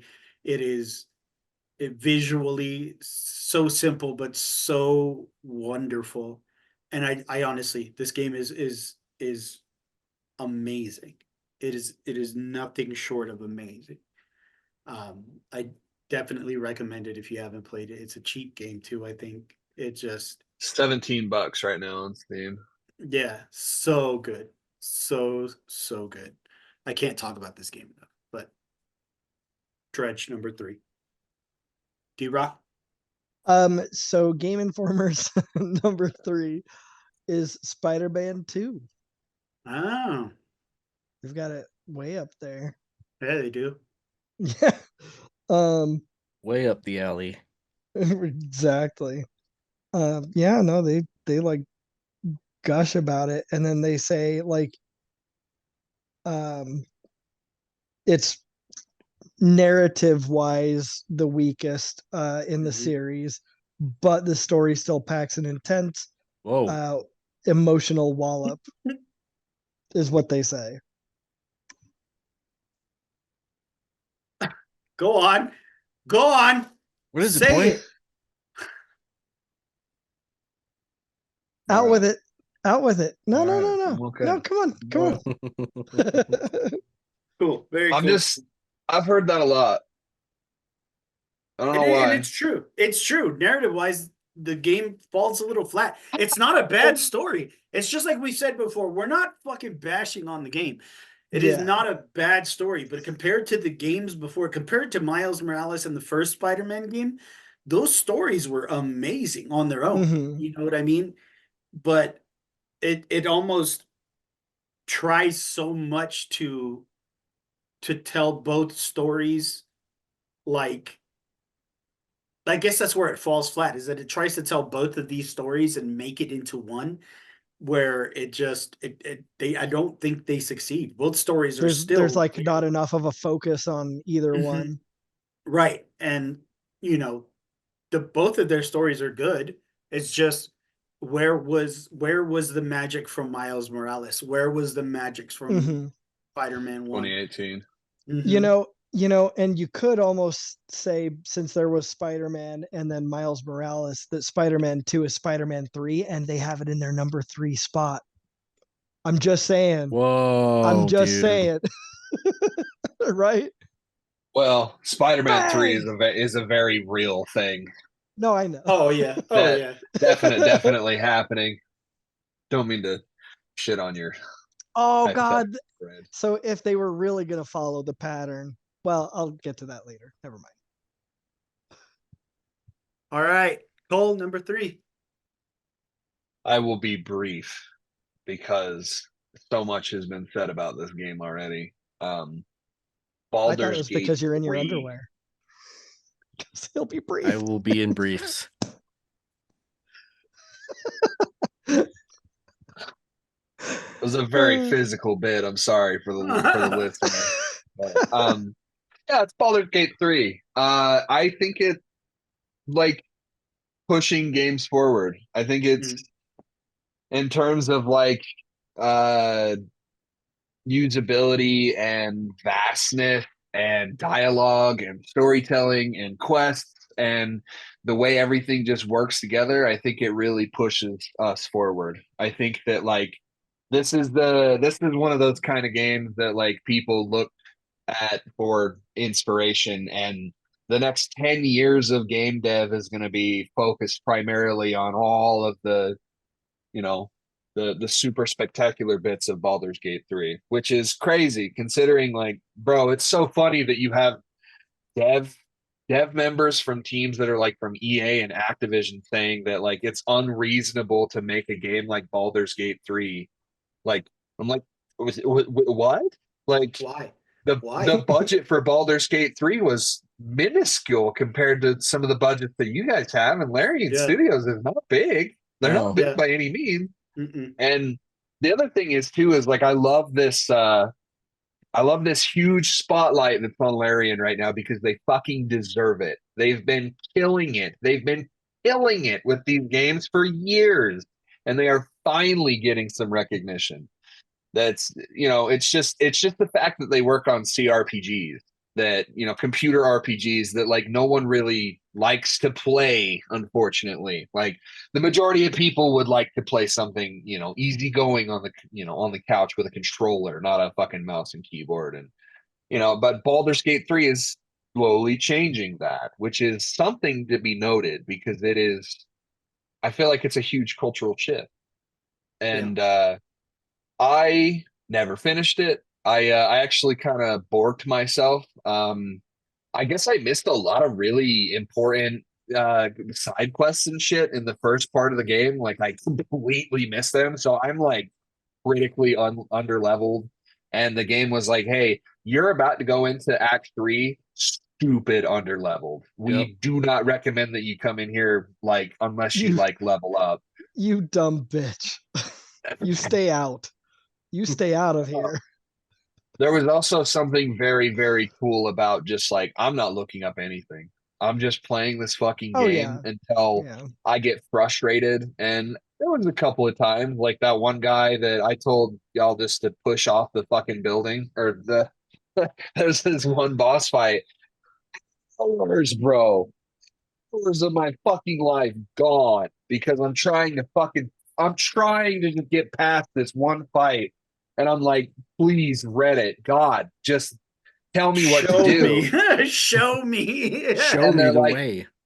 so what you're going to want to do is you're going to want to separate your crew and send your main guy over to start the dialogue, right? And then the guy, once you start the dialogue, switch characters to the person that's hiding and have them, you know, come down, sneak around, get behind the guy, and just push him off the platform. And he's dead. He's gone. It's over. Battle didn't even need to be fought. Let's continue. The guy's dead. That's all that needed to happen. And I wish I could tell, like here, hold on. There was a better way to say that. It's not just that. It's not just that example. There are thousands of ways that you could have handled that situation just because of like the sandbox that the game has given the player. Like the amount of freedom in terms of like doing whatever you want, and then also like giving you a whole bunch of different items that just like completely change shit, you know. And I never really messed around with any of the like crazy like brewing and stuff, but like it's so deep to the point where I feel like I'm going to be playing this game for forever. Like Oh yeah. and it has like a certain charm to it, and I love its like biting nature, and I love the characters, and I don't know, I love how sexual it is too. It's a very like But it's classy. But sexy it's game. classy.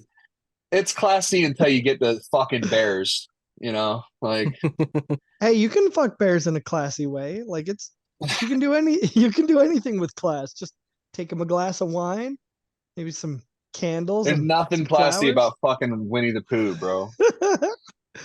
Give him some honey all over But his yeah, body. I just think it's like it pushes us forward in more ways than one. And Yeah. I don't know. I just feel like it's a game that's going to be really important for a long time. Very cool. Nick, And number 3. Hey, Nick, you have Baldur's Gate on PlayStation, right? No, Damn. All right. that was a like a day PC game, one dude. PC. I mean, buy. I kind of assumed maybe not. That's a but big old PC game, bro. Yep, It's fun. It's fun on PC on PS5 though. It works. Yeah. It works with controller. I think Yeah. so. Yeah. It does. it'll just be a minute till I can get it, Well, which is it'll fine. it'll be there when you're ready. Yeah, exactly. Nick, what's your So- number 3? Well, the rest of my games have been discussed already, but I will go ahead and say my number 3 is Resident Evil 4. Nice. Just the so many iterations of this game that I played over the years is number 1 obviously being the Wii version. The best way to play. Yep. Even playing this game on my fucking my Meta Quest was like it was like almost experiencing the game for the first time again because of all this stuff that you can do. Well, not only that, Um, but they added all of this extra cool shit where you can like Yeah. dual wield. Like it's VR. Like Yeah. you're almost like overpowered, right? Because you Yeah. can have a knife in one hand and the gun. You can't do that in the original game. No, So you're no, just no, like no. stabbing and shooting. I love the VR version of Resident Evil 4. Throw It's your so knife much up fun. in the air and catch it and then stab Yeah, dude. somebody. And throw it at people. It's so stupid, dude. Yeah. I love Yeah. it so much. Yeah, I played it Um, on the Oculus. That shit is fucking dope. Or yeah, that's what I have. Not the Meta, but Oculus Meta, whatever the hell you want to call it now. It's the meta quest. Yeah. Yeah. But yeah, I just remember I think my first real experience playing this game I think was the GameCube version. And I've played through it on so many different consoles. I have it on Steam, I have it on PS4, I had it on the Switch. I've got it on Xbox, and it's one of those games that just you can always go back to and play it no matter what. Yeah, that's one of those. No matter how games- many times you've played it. And the real icing on the cake for me for this game was the $10 Separate Ways DLC. $10 only. And what a value for that DLC. That Fuck yeah. was just Cap God, bro. yeah. Cap God. Yeah. What That do you really- say other than that? No, that was really the solidification of it right there. Yeah, dude. And the cool thing about Separate Ways is that it puts back in everything that was cut out of the remake. Yeah. So it's like it's 100% there now. Very cool. Yeah.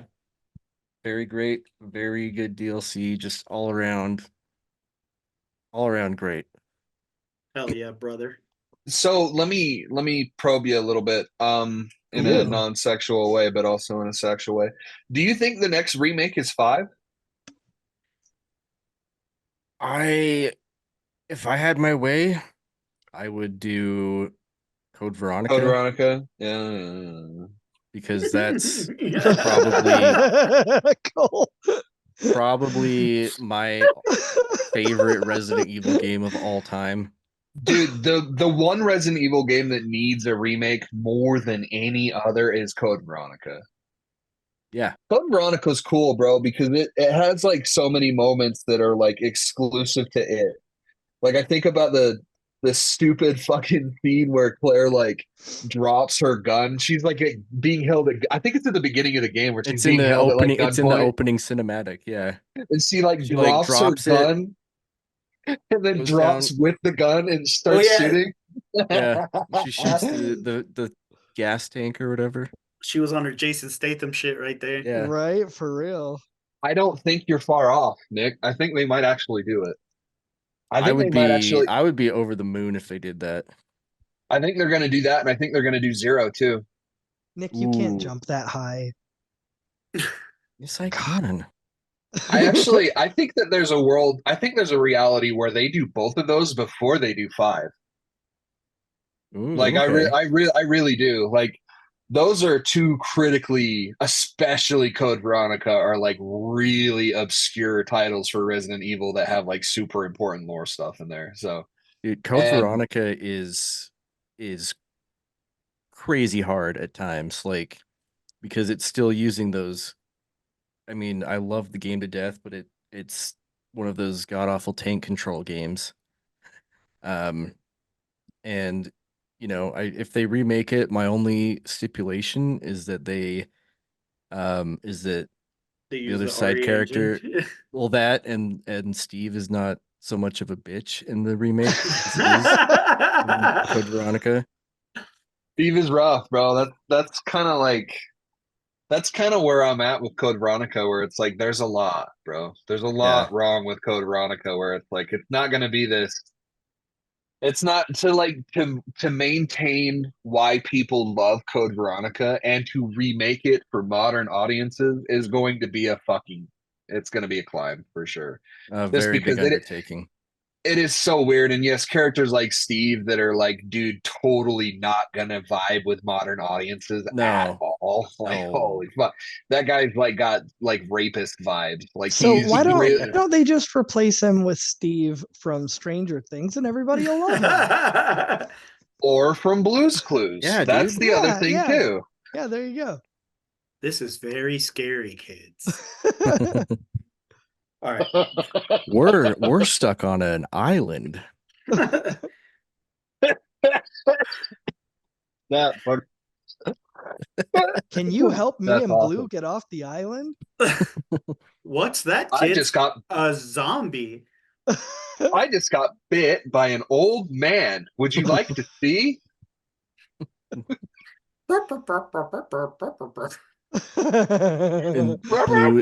Blue is one of the zombie dogs. Yes. All right, so now it's time for number 2. My number 2 is Bomb Rush Cyberpunk. Nice.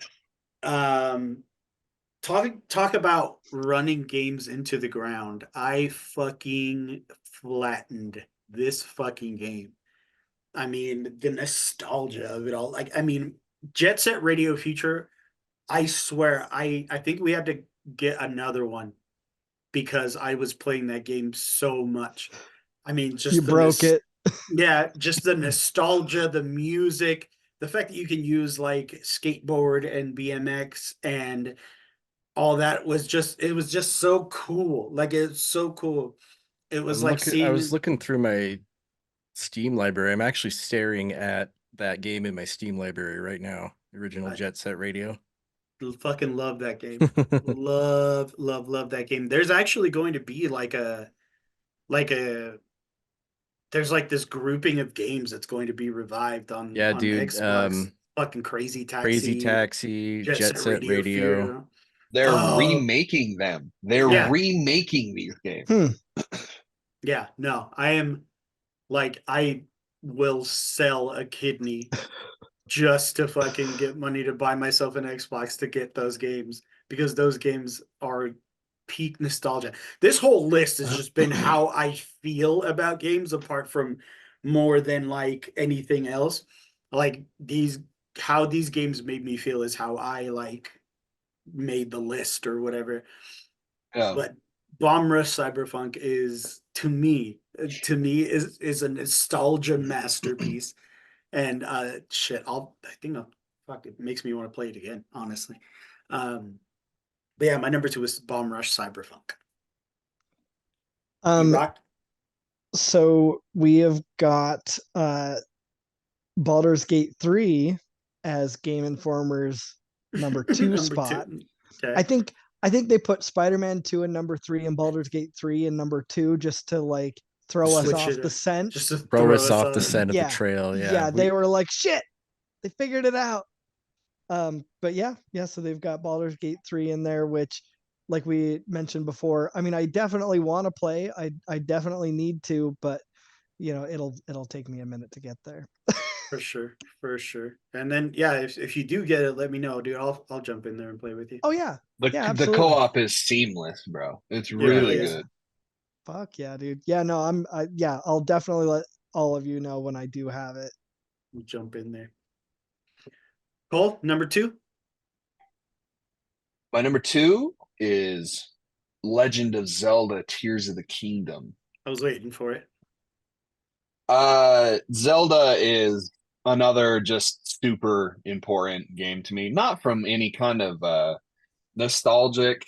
I didn't really play the Zelda games when I was a kid. I actually I'm gonna guess I was just too dumb for them because I didn't really vibe with them that much. I didn't understand what made them so great, and I didn't understand like why they were titles that you should not only play but like play over and over and over again. And it really kind of started like 2015-ish. I got a 3DS and I just was just going through all of the old games because there's a phenomenal remake kind of Ocarina of Time on the 3DS, and it's like the way to play that game. Like I can't imagine fucking playing that game on an N64. It's just so mind-numbingly fun. Like just switching items is enough to make me like turn the shit off. But that's just kind of where I got my start with Zelda games, and I've just developed this real love and passion for that world and those characters and what they try to do. And it's very simple. It's not like it's Nintendo's, I want to say it's Nintendo's most simple, besides Mario, obviously, like their most simple IP of where it's like, it's an adventure game. And Mhm. honestly, you could really just boil it down to that. Every Zelda game is just an adventure. But there's like certain tenets that have to be for every Zelda game for it to be like feel like a Zelda game, right? Like I feel like you have to have the Master Sword, you have to have a Triforce, you have to have the Hylian Shield. I feel like those are all like a given. You have to have those. Um, and then obviously like fairies and stuff, a Zelda, a Sheik, the Sheikah clan. I think these are all like really important things to have. But those other ones specifically, the Triforce specifically is missing in a lot of Breath of the Wild, the 2017 Zelda game. And I adored Breath of the Wild as well. I was puffing that game's nut and taint all day long. Like it really, I adore it. I love the open nature of it, the verticality. I've seen every fucking inch of that game, which makes me feel like I don't want to play it ever again.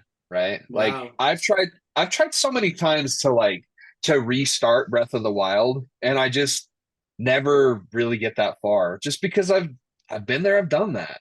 And so many times for so long, bro, I got like 400 something hours in Zelda, like in Breath of the Wild. I'm sorry. Like it's a big deal.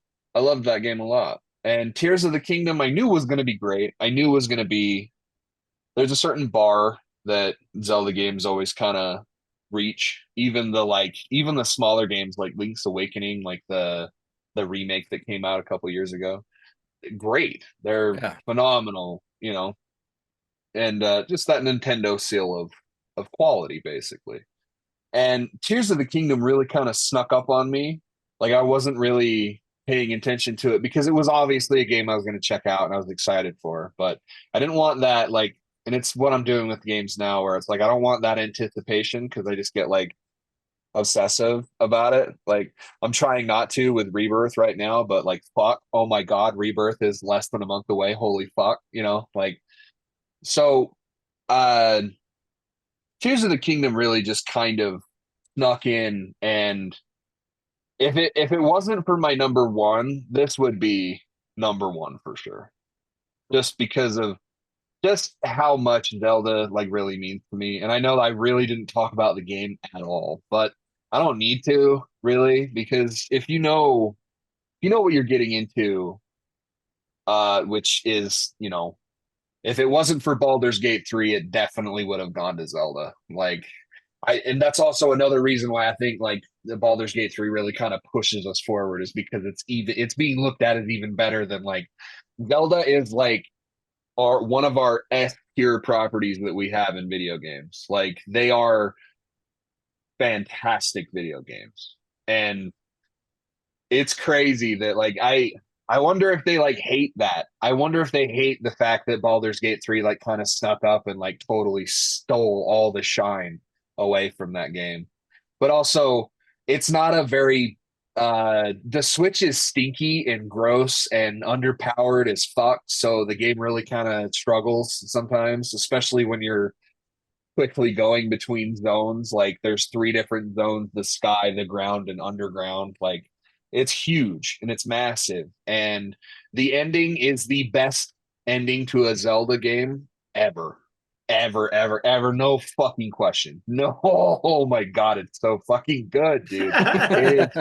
It's fucking awesome. I'm getting like teary eyed and like it's just the way that the music like I'm pretty sure it's still Koji Kondo, right? Like he's still killing it all these years later. I don't know.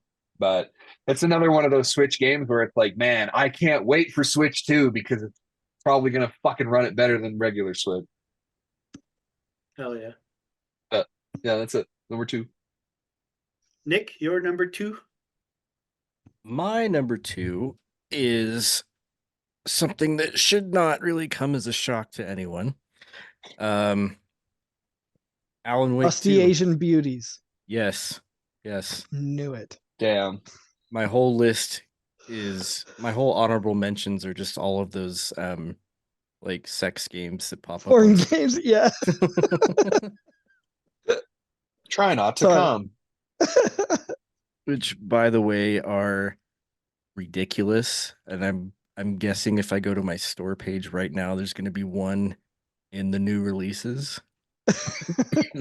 Yep, Sex Euphoria for $6.29. Ooh.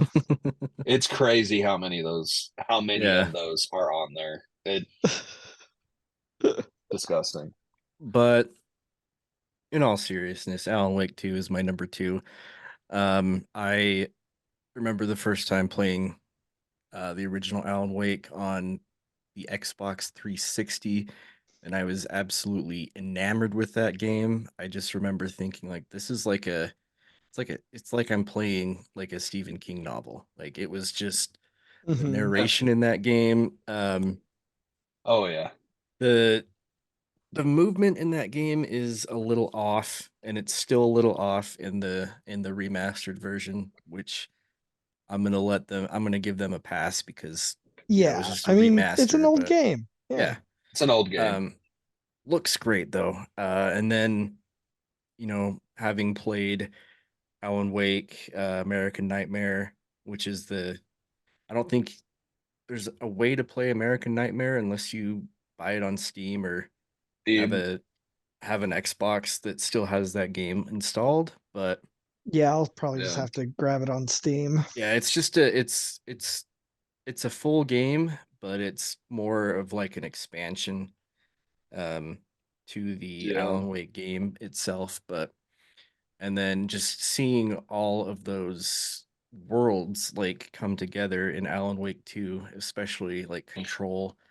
I I I feel like I ranted and raved about Control, and just I don't know, the Remedy's doing something that I just cannot, like. I've said it on Twitter and I'll say it again.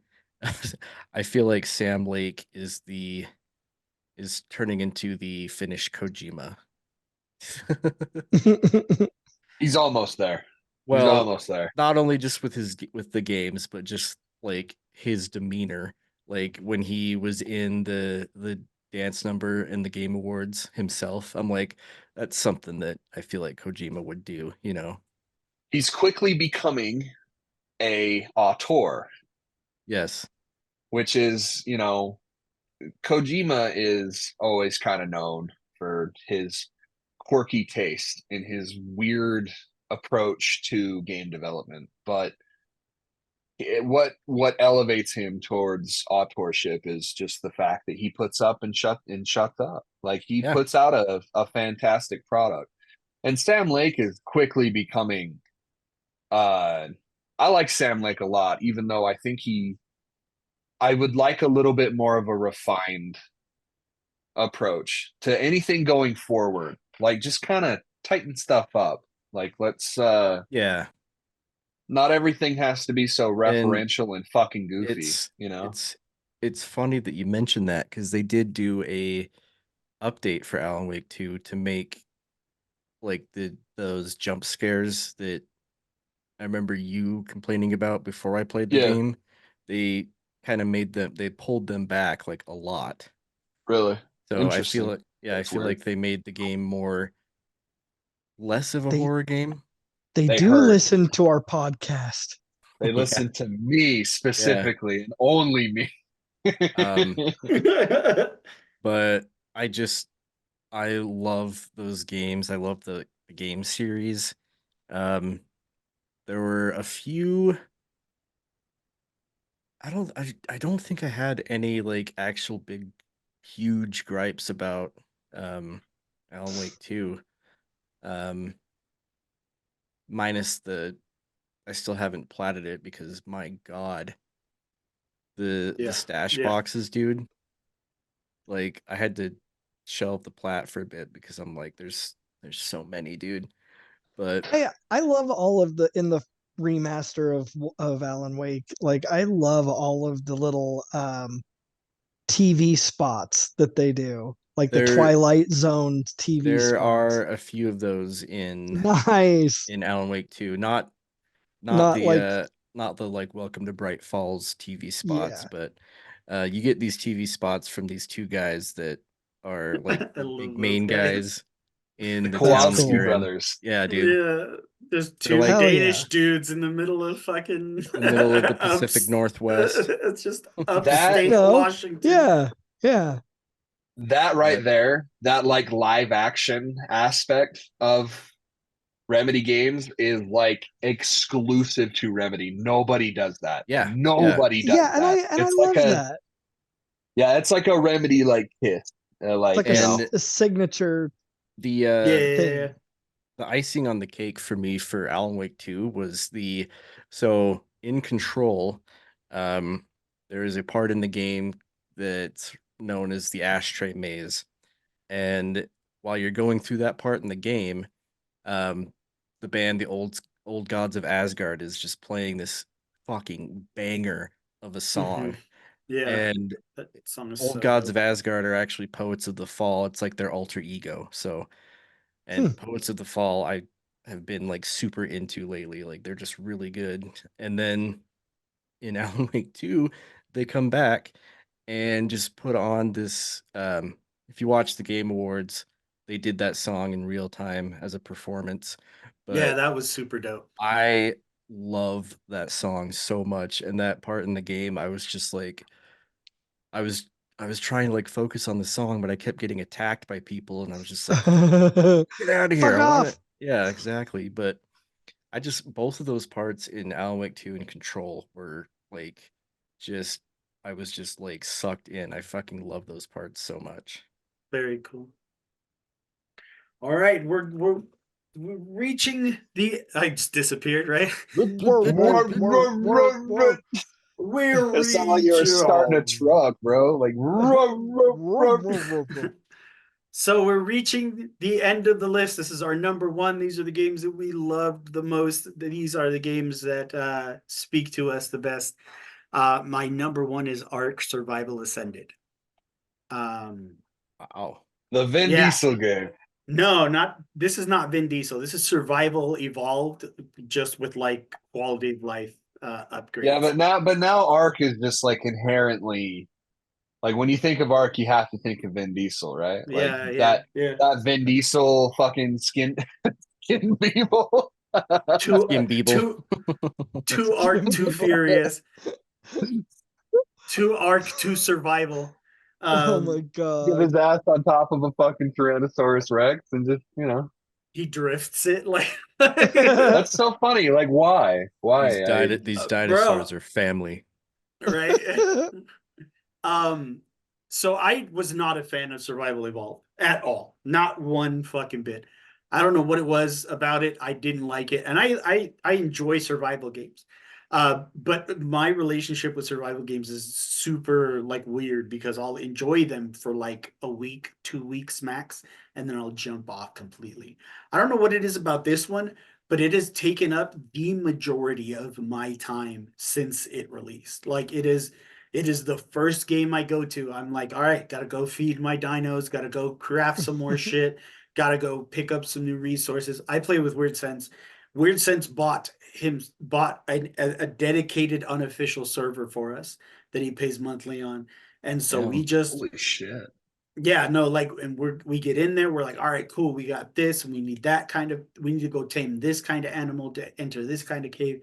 I don't know what I think it's. I don't know if it's because I'm playing with Weird Sense or anything, but it's this game Yeah. is, you know, I'm this sure game I'm is sure that's a yeah, good part of it. You know, like it's yeah, always like nothing makes something funner in the long run than having someone to enjoy it with, you know? right, Especially those types of games. Like I know Yeah.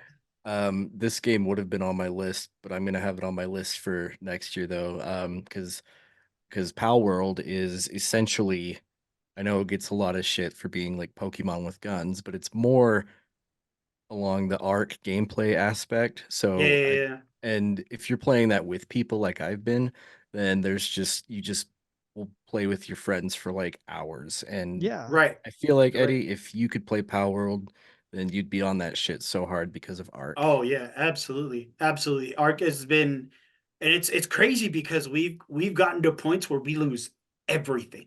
I mean Oof. everything. One rogue Spinosaurus or one rogue Alpha Raptor, bro, just kills everything, and we have to Are there restart all over again. are Are there there like beta raptors? are there beta soy boy beta cuck raptors? Exactly. Beta.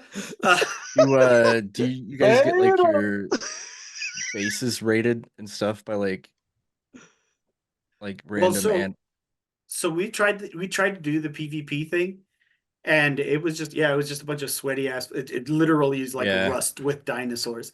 Um, and we even tried to do like the PvE like official servers, but people are so fucking like just mean. You know what I Yeah. mean? Like they're Yeah. just the vitriolic nature of that fucking game. Like Yeah. even if it's PvE, people still find ways to fuck you.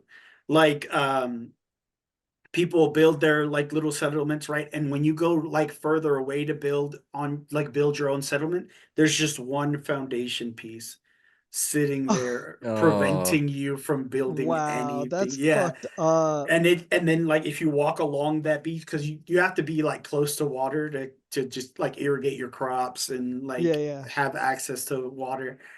You go along the beach, there are just these like strategically placed foundations, just like That's all over fucking dumb. yeah, yeah, no, like we follow this guy on YouTube to just kind of get like a feel of what to do and all that. And he's like, he gives us like all these reasons why we shouldn't play on official servers because people are just assholes.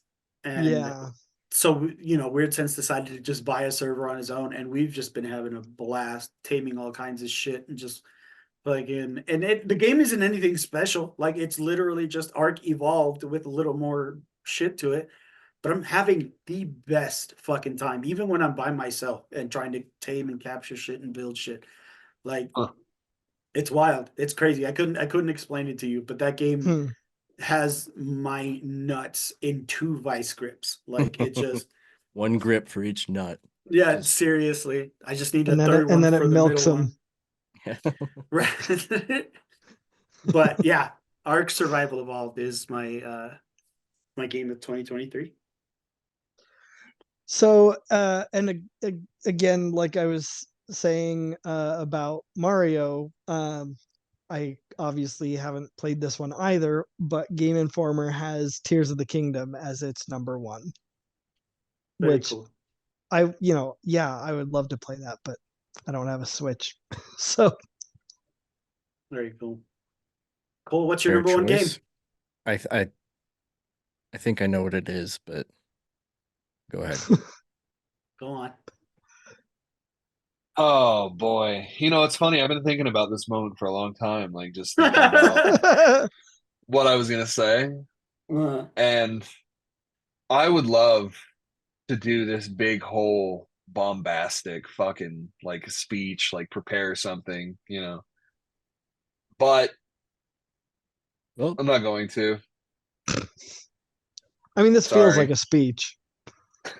This feels like one is. Unceremoniously. It feels like one is still coming. Like, I mean, it what's is your a number one? wrap it up. Wrap it up, B. Yo, wrap it Wrap up, it B. My game of the year for 2023 is Final Fantasy 16. Yeah, boy. I was gonna say And it, but I didn't want to ruin the moment. and it's like not even fucking close either. Like man, it's fucking awesome. It is so far away, so much better than I was expecting it to be. And of course, there's a certain quality that it's creative business number 5 or something. I can't remember the name of the development team, but it's the team behind Final Fantasy 14. It's Yeah, Naoki Yoshida and crew. I That think it's guy's a just called fucking G. Creative Business Unit, isn't it? It's like, but it's got a number after it. I can't remember what it is, but Oh, it's weird, and it's like just give them a fucking proper name, please. Dude, they straight up saved Final Fantasy 14. Like Final Fantasy 14 is like a huge money bringer for Square Enix. And that game was mega DOA when it first came out. And that guy came in and was like, nah, let's do some things here, there, like focus on story. It is a Final Fantasy game, for God's sakes, you know. And then ended up putting out like some of the best MMO expansions like ever. Like it's some really high quality shit. So when they said that they were making the next mainline Final Fantasy 16, it's like, oh shit.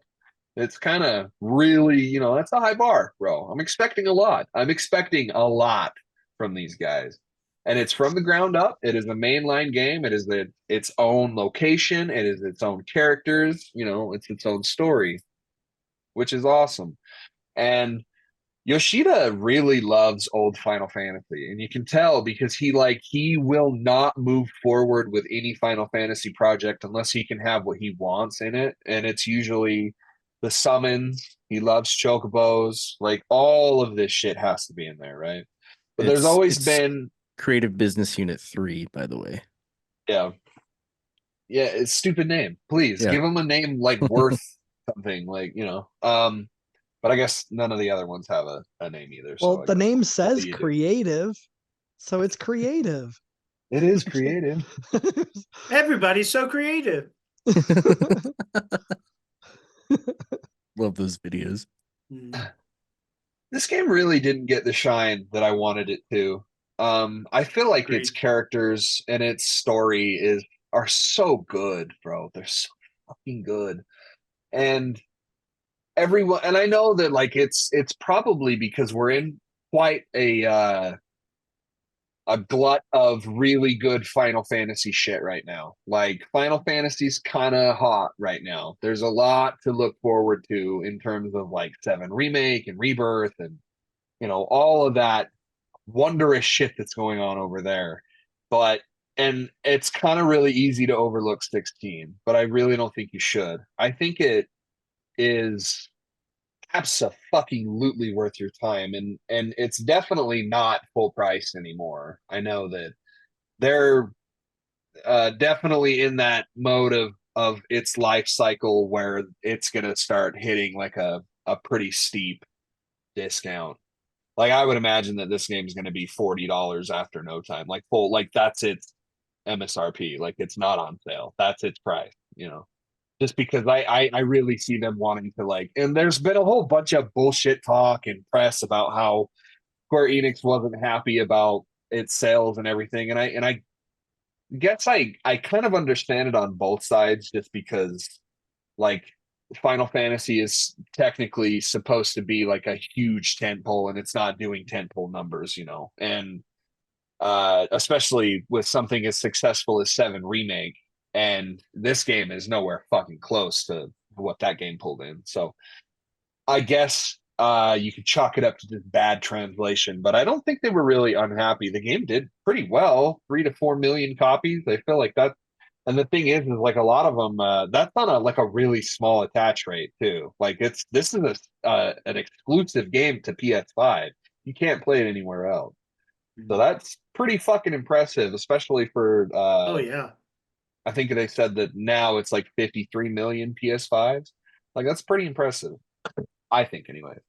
Oh, But yeah. the this game has done so much for me in terms of like uh willpower. I know that doesn't really make a whole lot of sense, but this game's soundtrack got me through a lot of shit that was kind of a bad year. Now, like looking back and like looking at like all the shit that we kind of had to go through and think about and do, like that album, that soundtrack was like with me the whole year and like giving me life. I don't really know how to explain it, but No, I like get it. here's a super revealing thing. I had to have back surgery this year, and I was fucking out of my mind scared about it. And on the way there, Angela was driving me, and I was like, please, I need to listen to some music right now.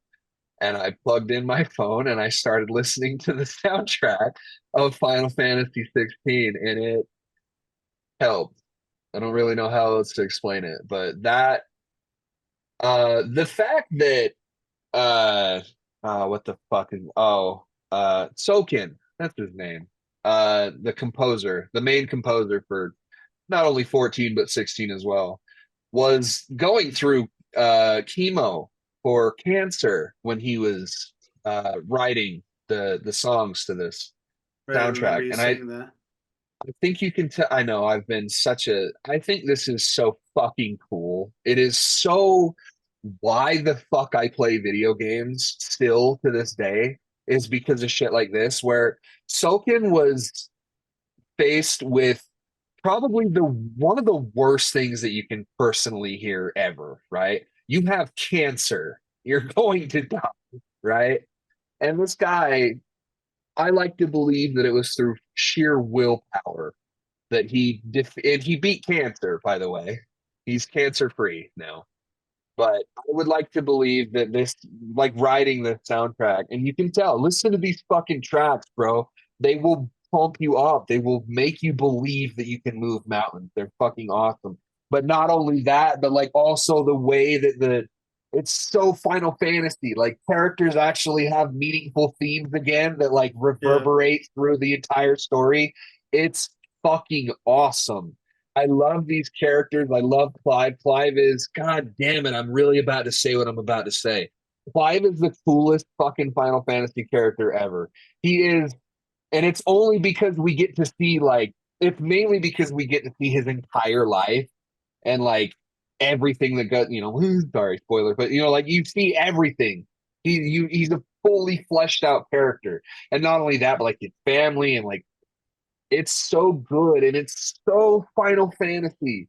It's so Final Fantasy that when anybody was fucking saying, "Oh, it's not Final Fantasy enough," I'm like, brother, you never played Final Fantasy then. Yeah. You played a spin-off and then you think like you played Crisis Core and you think you're one of us. You know, like you played Final Fantasy 13-3 and you think you're one of us. You God know, damn it. I don't know. God damn it, games like this really just pump me full of life. And it's like the reason why I still go through all the games, because there's a chance that it might be as good as Final Fantasy 16. There's a huge fucking cavern between Final Fantasy 16 and Tears of the Kingdom. I'll tell you that right now. My number one is fucking in the heavens, while number two is down still on the ground. Not to take anything away from Tears of the Kingdom. I adore Final Fantasy 16. The second that it comes available on Steam, I'm buying it. Oh, Full yeah. fucking price, $100. I don't give a shit. I adore it. I love everything about it. Very cool. Nick, your number one? Well, I don't know how I'm going to follow that, but My especially with number the one is this. It was cool. it Okay. was all right. Anyway, that's it. Episode end.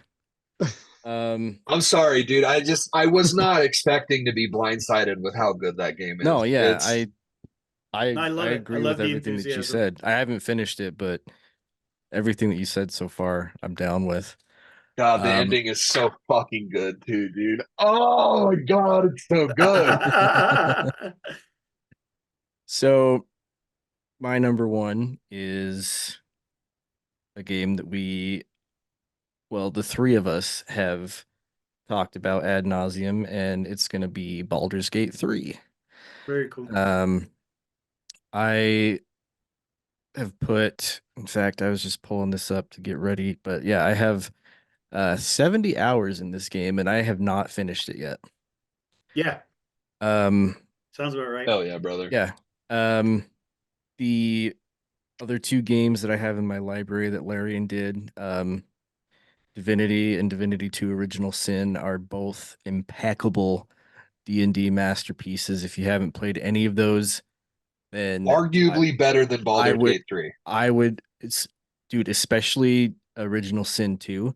Like, out of the Yeah. two, that one is a masterpiece. And There are people that were disappointed with Baldur's Gate 3 because it wasn't as good as Divinity Original Sin 2. Like, Yeah, and they like, it's a hill they are buried, they are going to die on. Like, I'm it's probably going to like start downloading it here in a second just to check that game out again. But that's just the kind of track record that Larian has. And it just Baldur's Gate 3, I played with, a few people. I've got like my characters in my multiplayer games, and I've got my main character. Just the sheer amount of what you can do. Like, I remember I was fighting I was doing that quest where you have to go and rescue the girl from like I don't want to call her like the spider lady, but she kind of reminded me of like a spider lady, and she's like hanging in the cage above the cavern, and you have to fight her before she drops her. yeah, It's pretty the early. hag? Yeah. Yeah, it's the hag, and you have to like go down into her like cave. Yeah, that part Yep. sucked, bro. It So was super hard. That's where I first discovered knocking people off the edge, because I did that to her Nice. immediately. And my friends are like, "Oh yeah, but she has some pretty cool loot," and I was like, "Whatever, I dude." don't Like, care. Dude, I don't fucking- care. Fuck this, dude, man. Fair Trade by Travis Yeah. Scott. Fuck that, dude.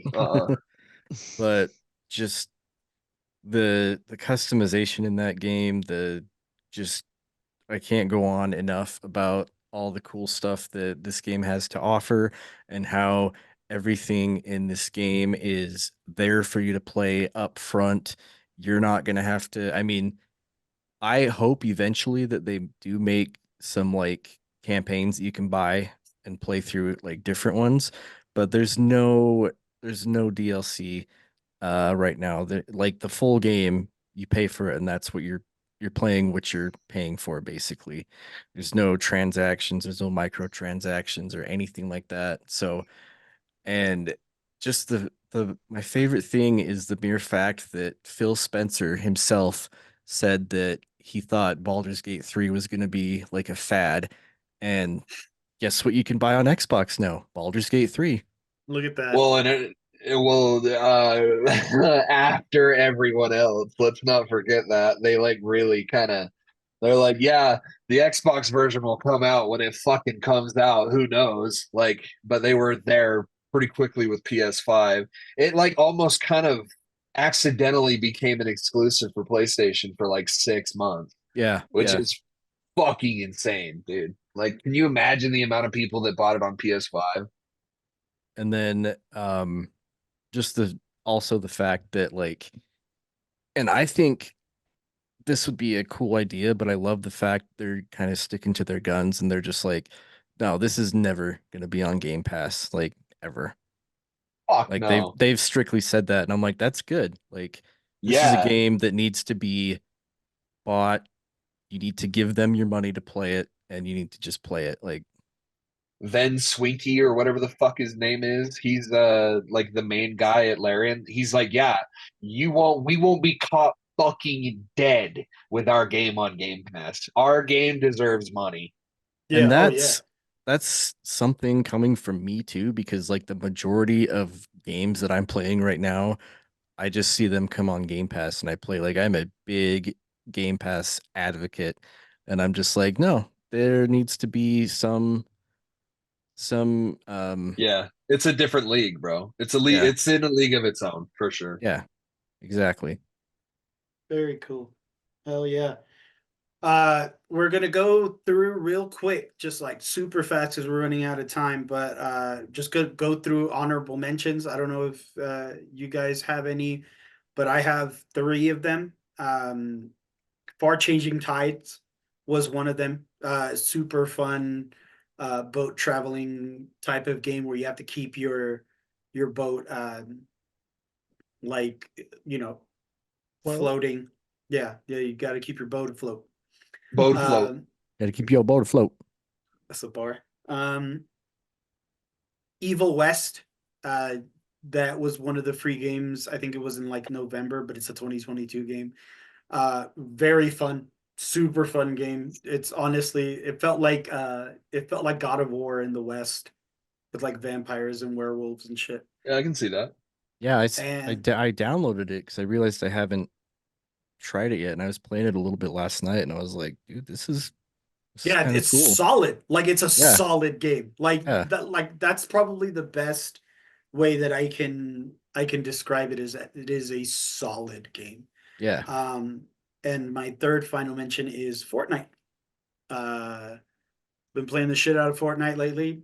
Racing and music festival and Lego and stuff. Those are all super fun things to do after you like grind a few battle royals. Yeah. So yeah, those are my honorable mentions. I don't have any that I particularly have. So Okay, cool, cool. Alan Wake 2. Just kidding.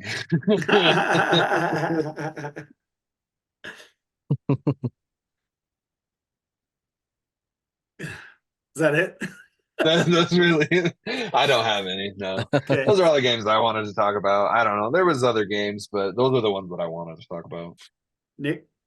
Um, I've got I got Hogwarts Legacy on my honorable mentions. Because you're a coward. You're a coward, and you didn't want to put it.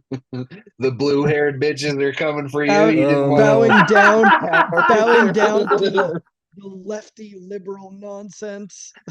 What kind of bullshit is this? Beta. Way to cook. Beta. I also got Fortnite, yes, but specifically Fortnite Racing. That game had my scrotum in a vice grip for like a month straight. Like Dude, I would, yeah. I'm Diamond 3 right now, and I'm Oh having my the God, dude. worst time. I am having the worst time. But I'm it's like I'm gold 3, and like I finally started like getting the mechanics, and you know, if I feel like if I can place at least 6th or above, uh-huh. then I'll at least get some points toward my next rank, and I won't Right. Yeah, well, I'm feel too Mer bad about 5, myself. so Oh, wow. Mer 5. You can't go double Mer. I'm He's frankincense 10. He's wood 2.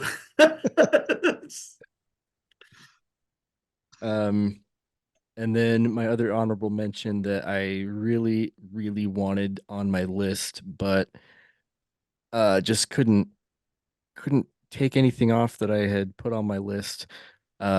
Dave the Diver. That game Very cool. is just a very cozy, it's a mix between like a fishing simulator and a like cooking simulator. The characters are some of the funniest characters in there. There's a guy named Duff who makes your weapons for you, and he's like a big like weeb, basically. Oh, nice. Like he's like, "You're calling me in the middle of the season 2 premiere of Mikasu?" Like, That's great. You know but they're doing a Godzilla crossover, right? yeah, Yeah, that's what I was just about to say. It's like Yep. now I have to fucking play Dave the Diver. Yeah, same. there's a dredge there is a dredge one too. Actually, Is there really? I'm on the store page and there's Dave the Diver dredge content pack and it's free. Huh. So I'm getting that shit right now. Hell But- yeah. But yeah, it like you basically get on, you fish, and then you have to during the day you fish, and then when at night you go over and help run this like sushi bar. You can hire employees to do stuff for you. It's just there's just a lot to that game that is just absolutely charming. And like I said, I wanted it on my list, but everything that I had on my list just deserved to be there. But Dave the Diver has to be mentioned. I fucking love that game. Very cool. Very Hell cool. yeah. Well, that concludes our always long episode of Best Games of 2023. We really hope you enjoyed it. As always, you can follow us on social media. On Facebook at the Nerd Corporation, a podcast. On Twitter and Instagram at Nerdcore Podcast. Or you can shoot us an email at nerdcourtpodcast@gmail.com. And if you haven't already subscribed to the YouTube channel, just search the Nerd Corporation and look out for our green Nerd Corp logo. If you love us and want to support what we do, consider supporting us on Patreon, patreon.com/Nerd Corp Podcast. Several tiers of loot to have access to, from stickers and shirts to extra content and bonus episodes. If you can't, we'd love to thank our Nerd Corporate backers, Glenn the Simp, Fillmore McLaurin, and Jake Hurst, and our Nerd Financial investor, Dallin Gilbert. Thank you, Fillmore. Thank you, Jake. Thank you, Dallin. Sorry. Board. Damn it. I think it's the lag. I think it's the lag between all of us. Maybe. If you can't make a monthly contribution, consider supporting us on PayPal, paypal.me/NerdCorp Podcast. We want to have the best, give you the best giveaways, and give you the best nerdy experience, and that is the best way to help us do that. So from all of us here at the Nerd Corporation, we thank you, we love you, and keep it nerdy, y'all. Burger King foot lettuce. Yep. You're a cow. Nothing to see here. Moo.